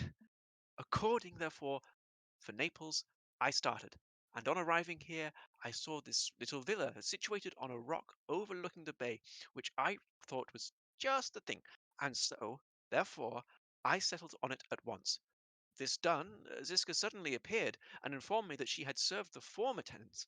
Liking her appearance, and thinking she'd form a very good companion for me to have a sentimental walk with by the seaside on a summer evening, I instantly engaged her, and she has turned out a first-rate acquisition. Indeed, she has. She anticipates my slightest wishes. But why did Gilbert entreat me to leave France and come here? Doubtless he has some private reason. I can fully understand that after the sudden death of his dearly beloved sister, France should have become hateful to him. But why not let me return to Spain, my native country, instead of coming to Italy where I have neither friends nor relations? Why? Why? Because it's in Spain where we first met him. Well then, England? Oh, no, that's where he comes from. Of whom are you speaking, Lazaire? Why, of Monsieur Gilbert's mortal enemy. Has Gilbert an enemy? And such a one, too. And so should I have if he came back again. For I've spent nearly half my inheritance. What do you mean by if he came back again? Why, he's already been back once, although my Lord Gilbert killed him quite as well the first time as they did the second. Gilbert take the life of a fellow being? Oh, but he wasn't a fellow being, so that makes all the difference. But I was on the wrong to mention the matter to you at all. So please, mademoiselle, never let out the name of Ruthven to Monsieur Gilbert, if you don't hear it first from him. Ruthven? That's how he was called. Ooh, ooh, the very thought of him gives me a cold shudder. But I'll leave you now, mademoiselle, and go see after a little business of mine own. I don't mind letting you into the secret. It's a slight love affair, a young female for whom I have a great predilection, and as Count Gilbert is about to enter the holy state of connubiality, I've a great mind to follow his example. Men were set on earth to fulfill a mission, and I think it's high time I should be set about mine, and take a wife to help me in it. I hope you choose may prove worthy of you. Oh, thank you, mademoiselle. I've no doubt she will, for I intend to to well look before I leap. Besides, I flatter myself of being a fair physiognomist and a perfect judge of the opposite sex. Well, I sincerely hope to see Count Gilbert back soon, and with an object, the loss of which seems to prey so heavily upon his mind. What object do you allude to? Why, a certain amulet that had been in the family for years, which poor Mademoiselle Christine had on the night of his death, and which disappeared in a most mysterious way, and was never since heard of, although Monsieur Gilbert has offered fabulous sums for its recovery. But time fleets on, and my dear little Fenella will be waiting for me. Cupid calls, and, as a weak mortal, I obey. He exits. Antonia, now alone, takes out a letter and reads it to herself. Dear Antonia, if you bear the love for me I think you do, I do entreat you leave France. Do not return to your father at Cadiz, but start instantly for Naples, where you will find Lazare and everything prepared for your reception. An omen of ill has again crossed my wretched path of life. Should you not yield to my entreaties, you yourself might fall a victim to him who seems to crush all around that are dear to me. On the 15th of March, I shall again press you to my heart. This is the 15th of March. My heart tells me he will not fail. Heaven grant that he may have already landed, for yonder dark clouds announce a coming tempest. She goes and kneels at the prie-dieu. Suddenly, the door opens and Gilbert rushes on. Dear Antonia, Heaven did not hear my prayers in vain. thanks, my dear affianced bride, for yielding to my entreaties. Did you for a moment doubt I should? But why all these measures? After the death of my dear Christine, you know I left France and passed 9 months with you at Cadiz. Having gained your parents' consent to our union, I returned to Brittany to prepare the home of my ancestors for the reception of my future bride. Having arrived there, I determined to pass a night in the chamber where I had been once warned of danger threatening those dear to me. Heaven must have given me inspiration, for once again a vision appeared, warning me that the fiend followed my steps and but sought the opportunity of discovering the idol of my heart to destroy it. I then instantly wrote, begging you to not come to the foundry, but instantly proceed to Naples. And now I have you in these arms. I will lose not a moment in calling you mine, and this very night all is prepared for me to lead you to the altar. United to part no more, at the sound of distant thunder. She goes up to the window. See what a storm is rising. Look at yonder vessel striving to gain the harbour. The very one that left France when we set sail, and has performed the voyage with us. Thank heaven that you are out of reach of all danger. Ziska re-enters. Ah, Ziska, my faithful friend, I know you will be rejoiced to hear my approaching happiness. Who is that female? Helen! Faithful attendant who has zealously served me since my arrival here. I surely know those features. Doubtless such a traveller as you may have met her before. However, I'll leave you for a short time, so you may converse together about the scenery of her native land. Why leave me, dear Antonia? The bride of Gilbert requires another dress than this for her wedding garb. I shall not keep you long waiting. A plain wreath is all I require. For the brightest gem I bring Gilbert is the purity of the love I bear him. She exits. Gilbert and Ziska are now alone. You are pale. You tremble. I do. Why cast that menacing look at Antonia? It did not escape me. I hate her. We haven't met before, have we not? But where? Ingrate. I now remember. You bear the features of the old Breton that saved my life, and who warned me of the fate of my poor sister. I am glad to see that you do not forget me. What being are you who can thus change form and visage at your pleasure? Would that I could change my heart too. Why thus follow my steps? Can you not guess? No. I love you, Gilbert. Love me? Has your heart no answer to me for those words? None. Your manner makes me tremble. And that is your only reply to me who has watched over you like a guardian spirit and done all that a loving heart could do. Yet you did not save my sister. I dared not. I would have saved her had it been in my power. Look at me, Gilbert, and read from the depths of your heart if you could not love me. How can you ask when you know I am betrothed to Antonia? Gilbert, I am immortal, but for your love would willingly sacrifice all. Cast me not from you. Woman, I cannot love you. Seek some other heart that is free, and do not attempt to cast a cloud over my happiness. Your happiness is but a dream. Beware lest I should wake you from it. Woman, or what thou art, I defy you. Indeed, then you have sealed her fate. Farewell.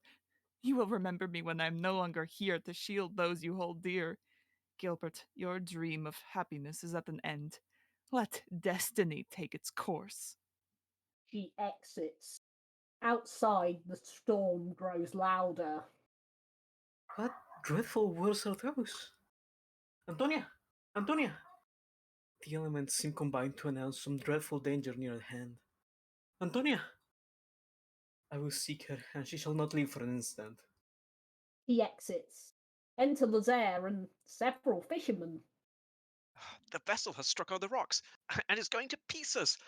Run, friends, and see if we can't save some of the poor devils on board. Put out to sea, distinguish yourselves, and I'll stop here and to report your valiant conduct should you be drowned. For if we all shared the same fate, no one will be left behind to tell the tale. Exit fisherman. Oh, what a noble sentiment valor is! He calls down from the terrace. That's right. Launch the boat. Never say die. The eyes of your country are on you.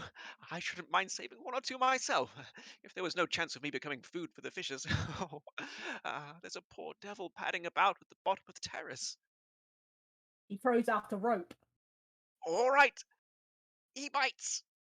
He pulls away at the rope.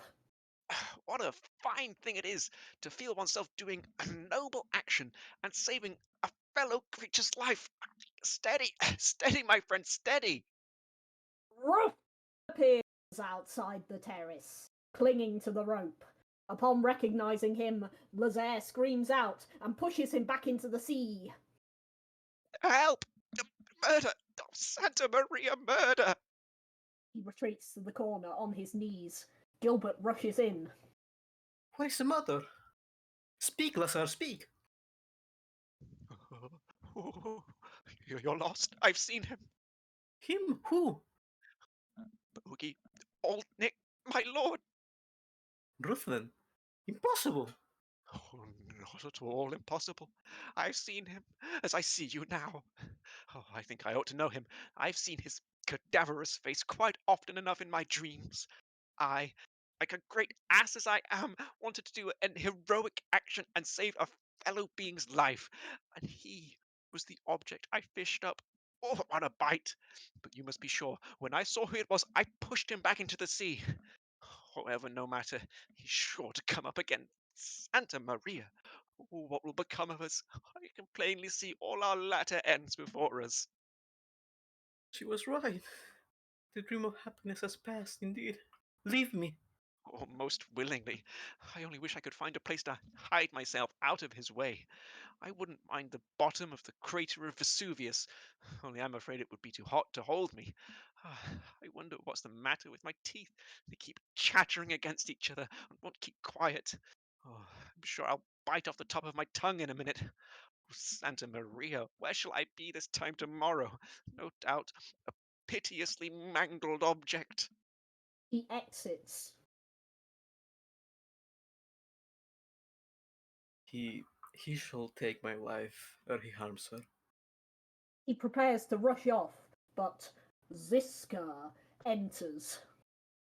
Well, Gilbert, spoke I the truth? Woman, being, or whatever thou art, for I have of late seen things so strange and incredible, I have no longer faith in my own reason. Forgive my late folly in disbelieving you. Behold me a supplicant at your feet. Save her, and I am yours, your slave forever. He falls at her feet. At last. Let me not see a third virgin fall a victim to his bloody purpose. Shield my affianced bride, and I will bless you for having separated us. Only let her live. 'Tis impossible. What is, then, your boasted power, since you refuse the only boon I ask? 'Tis beyond my power to grant it. He clings to him, but he casts her off. Fiend, avant! Enter Antonia in a bridal dress. I'm here, dear Gilbert. See my wedding wreath. Funeral one will be more suited now. What mean these words, Gilbert? You're pale. Ay, dear girl, curse me, for I have linked you to my fatal destiny. We will fly if danger menaces. Besides, are you not at my side to protect me? What then have I to fear? But he would seek us in the remotest corner of the universe. Has not his hand thrice laid him low? Oh, torture! But rather than see you fall a victim to his embrace of death, this hand shall rid this earth of both. I know not what you mean, Gilbert, but in life and death, I am yours, and yours only. Heaven bless thee. They embrace. Can they love thus? And now, dearest, let us offer up one last prayer, and then bid farewell to this accursed life forever. I have here a deadly poison which has never quitted me for years. He pulls out a phial, but Ziska approaches and swiftly takes it from his hand. Stay! You still here to gloat on our misery? Gilbert, judge me not too hastily. Girl, leave us for a while. Oh, Gilbert, do not send me from you! If you would see her saved, bid her leave us. Should he? I swear, by the love I bear you, she shall be saved. Can I trust you? Can you still doubt me? Bid her go, or it will be too late. Leave us, dearest. Oh, Gilbert! Fear not, Antonia, we can but die together. He kisses her and she exits. Ziska gazes at them and appears to struggle with her feelings. We are not alone. Speak. You would have died together rather than have lived for me. How willingly would I have changed places with her? But it is past, and I will now show you the extent of the love you have spurned. You shall live and be happy. With Antonia? I, with Antonia. You can save her? I can. Why then allow me, poor sister, to be sacrificed?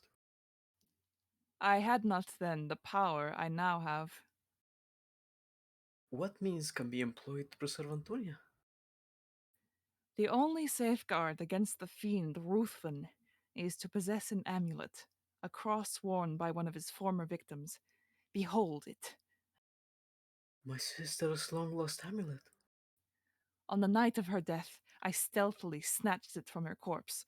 I took it, thinking I might some day save an innocent virgin and exterminate Ruthven. I little dreamt it would serve to save my own rival. But not a moment is to be lost. He strikes a bell on the table. Lazaire enters and she gives him the amulet. Run instantly and place this around Antonia's neck. But On your life, lose not an instant. Lazaire staggers off in amazement. What does this all mean? Ruthven's term of existence terminates this night at the stroke of 12. Actuated by a feeling of revenge, he has but sought to make your bride his yearly victim. He waited for you at Tifanges, feeling sure you would return there ere your wedding. He has followed your steps, and has her now, as he thinks, in his grasp. Should he not discover his mistake till too late to seek for another victim, ere the clock strikes midnight, he is exterminated forever. Thanks, thanks. Heaven will reward you. No, no, I dare not hope it. Siska staggers to a chair and collapses. What means this weakness, this pallor? Can you not guess? I will fly for aid. No mortal aid can save me. In giving your bride life, I sacrifice my own. Beings like us are bound by terrible bonds. In giving means to exterminate another and betraying him, I but condemn myself to everlasting torture. I could have saved her, and yet have not sacrificed myself, had I not divulged who Ruthven was. But then, Gilbert, not knowing the obligation, you would not have cherished my memory as I trust you now will. Besides, I could not exist to see you in another's arms. She falls to the ground. Oh, Siska. I die happy, for I ensure your happiness, although it be with a rival. You, then, can judge if I did not love you. Gilbert kneels at her feet and kisses her hand. Thanks. I now willingly part with existence. Farewell, earth. Pardon. Gilbert, pray for me. I dare not. She gradually expires. Gilbert kneels in prayer. Scene second. An antechamber in the villa. Enter Geppetto and Matteo. Well, Matteo, what does this all mean? Why, it's strange enough. First, down comes Signor Lazar and tells me to shut up all the doors and barricade all the windows, and to fight upon the first person who approached. No sooner had I posted myself in the garden than a strange sort of gentleman hails me and says, "Oh, should you like to make a fortune?" "Of course I should," says I. "Well then," he says, throwing his purse, "find a sturdy arm to help you in carrying off the Lady Antonia, and twice that sum shall be yours." "But my conscience," says I, "10 purses of gold if you obey. If not, this bullet through your head," says he. At the same moment I felt the muzzle of the pistol tickle my ear. Of course, when a person speaks in such a dicing language, it's impossible to mistake his meaning, or refuse him anything. So I told him to get 10 purses of gold ready, and I came after you. Besides, we've not got a moment to lose, as he seems in a great hurry. But should this young Frenchman, this affianced husband, try to prevent us from carrying out our plan? Why, then, if words won't settle him, our stilettos must. Nonsense, man. Everything has its price, and 10 purses of gold would buy all the consciences in Naples. So come along and let's gain our money in a business-like way. They exit. Enter Gilbert. I can hardly believe my senses at what has just passed. Poor Siska. Thou hast indeed proved thyself a martyr to thy affection, for no longer has she breathed her last, than her form seemed to melt into air, and left but a shapeless mass of clothing in its place. I will pray for you, poor martyr, and cherish your memory for having saved her whose existence was all to me on earth. Piercing scream is heard. What was that? Surely she could not have deceived me. Lazaire rushes on, pale and haggard. Oh, it's all over with us. There are more of them now, although I should never have dreamt they belonged to the sect. Explain yourself. Why, no sooner had I done what Ziska told me, and placed the amulet round Mademoiselle Antonia's neck. By the way, Monsieur, did you remark that this was the very amulet that you had so long sought after? Yes, go on. Well, I had no sooner placed it round her neck. Now, what a sly minx Ziska was, never to tell me that she had it. Uh, then in walked those two scoundrels, our two servants, Scoppetto and Matteo, whom I'd engaged for their good looks. They knocked me down, took up Mademoiselle Antonia in the arms, off they bolted with her. And you not to prevent them. Follow me. The fiend has not dared show himself. Heaven grant that Siska has not deceived me. He rushes off. Don't leave me alone. I don't like it. Oh, it's past 11 and nearly 12 o'clock, the hour when vampires walk about. I began to think the world is half populated with them. I wouldn't stop alone for all the gold in the universe. Here, sir! He runs off. Scene third. A churchyard by moonlight. At the back, an illuminated chapel. Ruthven enters, the moon full on his face. They come. If not, I am lost. This feeling of revenge towards Gilbert, to snatch his bride from his arms at the very nuptial hour, has made me forget all else. But, thanks to fate, she will be mine, and the year I wasted in seeking for her, and her alone, which has endangered my whole existence, will not have been idly spent. The chapel is prepared for Gilbert and Antonia's wedding. In a short time, it will be a funeral, and not a nuptial service. That will be required. Geppetto and Matteo swagger in, bringing on Antonia in a swoon. They place her on a bank. Signor, you see we've kept our word. Hey, nobly, and there is your reward. Now leave me. He throws a bag of gold at their feet. You mean the young Signora no harm, do you? I should be sorry to see her injured, for she's a regular angel.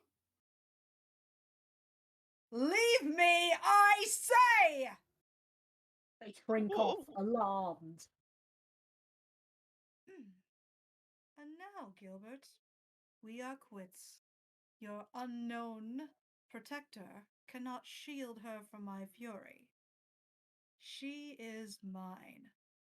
I shall live to witness his anguish, his despair. Fate, I thank thee. From off stage, Gilbert shouts.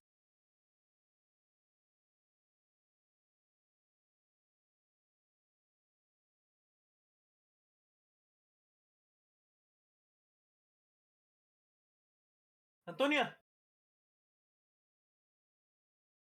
His voice, then not a moment is to be lost. He advances towards Antonia to take her in his arms, when he suddenly starts and seems to be driven back by a supernatural power. What fiend of hell has done this? She bears an amulet, which annihilates my power. Who has done this? I am betrayed. She is beyond my reach. Curse on this infatuated feeling of revenge which made me neglect my own safety. I will hence. Some other victim must be found ere the hour strikes, or I am lost forever. He starts to rush off, but Gilbert enters with a drawn sword opposing him. Let me pass, I say! Fiend, repent! Repent also, For your hour is at hand. Never let me pass, or this moment is your last. Bell begins to strike 12. Ruthven presents a pistol, but on hearing the clock, starts. Gilbert takes advantage of this moment and, with his sword, strikes the pistol from his hand. He rushes on Ruthven, gets him down, and puts his sword to his chest. Enter Lazaire. Repent, ere it be too late. Never. Curses on you all! Idiots that I have been! Ziska has betrayed me, but she has paid the forfeit. What forms are these around drawing me back? Mercy! The clock continues striking. On the last stroke of 12, a thunderbolt strikes Ruthven to the ground. A pillar of flame and smoke issue from the earth where he falls, and when it clears off, no signs are seen of him except a flat mass of rags. Lazaire, Gilbert, and Antonia, who has recovered during this, shrink back with horror.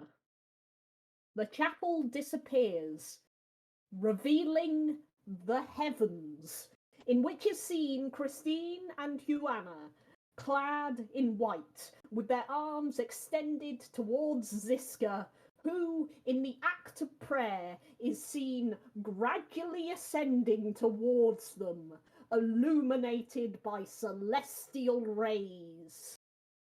Curtain. Yay!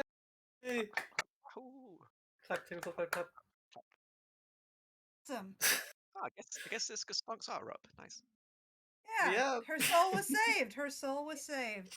Yeah, Yeah. just cut to heaven at the end of your play. Yeah. How else do you This enter? is exposition the play. Have you noticed that? Yeah, a little bit, huh? Oh, yeah, by the way, all of this happened to me off stage. when It was really fun, though. when Matteo and Scappetto came in, I was like, "This is Act 4. Who are these lads?" I'm like, I don't know. Having to decide a new voice that late. Oh my god. Well, Yeah, that was a bit sudden, but you know, e- everything's well that ends well. Okay. I found your comment here. Ruthven used the voice rather amusing. Okay, let's. I guess it was the voice, though. I do have that. Yeah, yeah, yeah, let's wrap up. that was pretty thunderous. But yeah, let's start wrapping up. First in the cast we have Wick Boson, who played Lazar and Guillaume, and others. Sorted other characters. Yeah, this was really fun. I'm glad we did this play. I didn't know anything about it, and great fun, really spooky vibes. And I gotta say, it's really nice to see Ray's art in the background once more. It looks really good. Hell yeah. Mhm. Everyone was amazing, all the actors, and it's been fun. Uh, I would like to, before I forget, plug the Jellicle Bot Cat Twitter, because I like him for no other reason than that. Um, uh, cool. Yeah, I hope we can do more soon. Wahoo! Woo! Yeah, we are putting the Jellicle bot in the chat for people's enjoyment. In case you ever need a little Jellicle or a little cat or a little Jellicle cat in your life. Yay, Bosun. Yay! Oh, too kind, too kind. Alright. Next is Cheesable, who played the unknown slash Siska, as well as Christine, as well as others. Yep. Also got to do some innkeeper Rosa, who's just got a huge family over, I guess, and Count DeRay, who doesn't believe in weird stuff going on until the weird stuff happens, and Scopetto, who shows up at the end for no reason. Yeah, I mean, this was fun. I got 2 death scenes, and death scenes are always I really enjoy doing them because they're always fun, and they were also sad ones, so it was extra fun. So yeah, I knew nothing about this play either going in, and it was a wonderful treat for this Halloween. Hell yeah. Yay! That was really fun. It was really fun to play against you as well. Uh, well, speaking of, next it be me. Hello. I was Gilbert, and the servant slash servants. I think they were all different people with different voices. Don't worry about it too much. Um, I don't know. I feel I played it like very straight in comparison to some other performances, and I kind of liked that contrast. Except for the part where I shouted so much I made myself dizzy. Oh, no. But Aw. that's fine. That's fine. Gilbert is a big boy. He needs to be.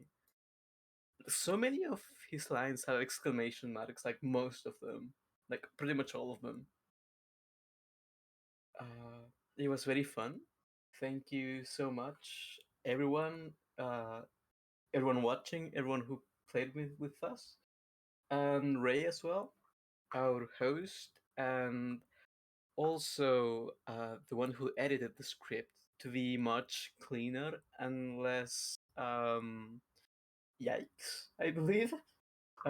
Thank you, Ray, as always. You did great. Um, Happy birthday, Ray. Yes, happy yes. birthday. Happy birthday. And speaking of, hey, Sarah. Hey, hey. It was my birthday yesterday, so again, I'm claiming this as my birthday party. Look, Hey. Woo! yeah. I play. Firstly, I don't think we've done a round of applause for Alen, so round of applause for Oh, Alen, because Glenn. yeah. Whoa! Clap, clap, clap, clap, clap. Thank you, Uh, thank you. yeah. I played Juana, Antonia, and the narrator. Um, Unlike Alen, I did not play it straight, and also did not know how to read at several points. Yeah. But you know, That's our I fault for neglecting to go through all the weird words. Don't worry I about it. It's fine. Weird words, but like not English words. No, everything's fine. I It's failed all to read fine. lots of words. Yeah, it happens. Yeah. It's fine. It was a lot of fun. I enjoyed it as I enjoy everything that happens on Croakspeare. Oh, And yeah, thank you everyone. Thank you Ray. Thank you to all the cast. It's been it's been a great time. Can't wait till the next one. And yeah, if if if you're watching this and you haven't watched any previous Croakspeare, check them out. We do fun things, hopefully. yeah. Yeah. Yeah, Wow. Sarah. Woo! Amazing work. Clap, clap. Very good. Clap, Clap, clap, clap. clap. Happy birthday. Clap, clap. And thank you in particular, Sarah, because you did so much, like the narrator and Juan and Antonia all together. It's a lot of reading, and you did all great. Thank you. As I said to you when you suggested this, I thrive off chaos, so it's fine. Yeah. You really do. Just a series of increasingly high-pitched damsels in distress is very good. Yeah. Yep. Hell yeah. And finally, but not least, we have Sonia. Hello, Sonia, who played Ruthven. I think Ruthven, and the Mandolin Man as well. Yeah, and Botaro and Monsieur something or other. I only wrote down Monsieur, so I don't know what he was Monsieur. Just a guy But Monsieur. yeah, okay, those of you who are only watching on Twitch, you don't know this, but I changed my Discord nickname to Yes, I'm the Vampire. I was so delighted. I don't care about anything else. It's like, I'm the vampire, yes. You should have. Yeah, And like, you killed it. I will, like, the thing is, it's like, I'm not quite as, I'm not quite as grimdark as I used to be when I was a teenager, but I'm still a goth at heart. So yes, the vampire. I was so happy. You have no idea. And I had a lot of fun doing, the voice. Uh, like, but I also I had fun doing everybody, and I'm especially pleased I got to sing as well. Um, I don't know if I did the melody quite right, but I think I did okay. Uh, the but yeah, I had fun, and like Sarah, I always have fun on Croakspeare. This was a delight, and I had missed doing stuff with all of you. It seemed like every single time there was a thing going on, I suddenly then fell ill that day. So I'm very Mm. happy that I was willing that I was like that I was healthy and able to perform, especially since I was the vampire. Yes. Hell yeah. I'm so glad you could make it. Thank you. Yeah. Really good. I'm glad to have you. And yay! Woo! Sonia! Incredible job. Oh, yeah. As always. And yeah, we have fun here. Being vampires and getting thwarted by amulets and then stabbed. It's all good fun. Some of us have fun being little scaredy cats, That's also fun. Yeah. Being very spooked. Speaking And the of, one noble act you did was pulling me out of the ocean. No, the noble act was pushing you back in. Yeah. Yes. uh, it didn't work though. No, I didn't. Well, with You that, tried. Dar. I think we're good to close. Thank you so much for attending our Crackween, uh, Croakspeare Halloween, Crackween. Thank you. Celebration, and we will see you next time. Hopefully soon. Yeah. Woo! Goodbye. Yeah.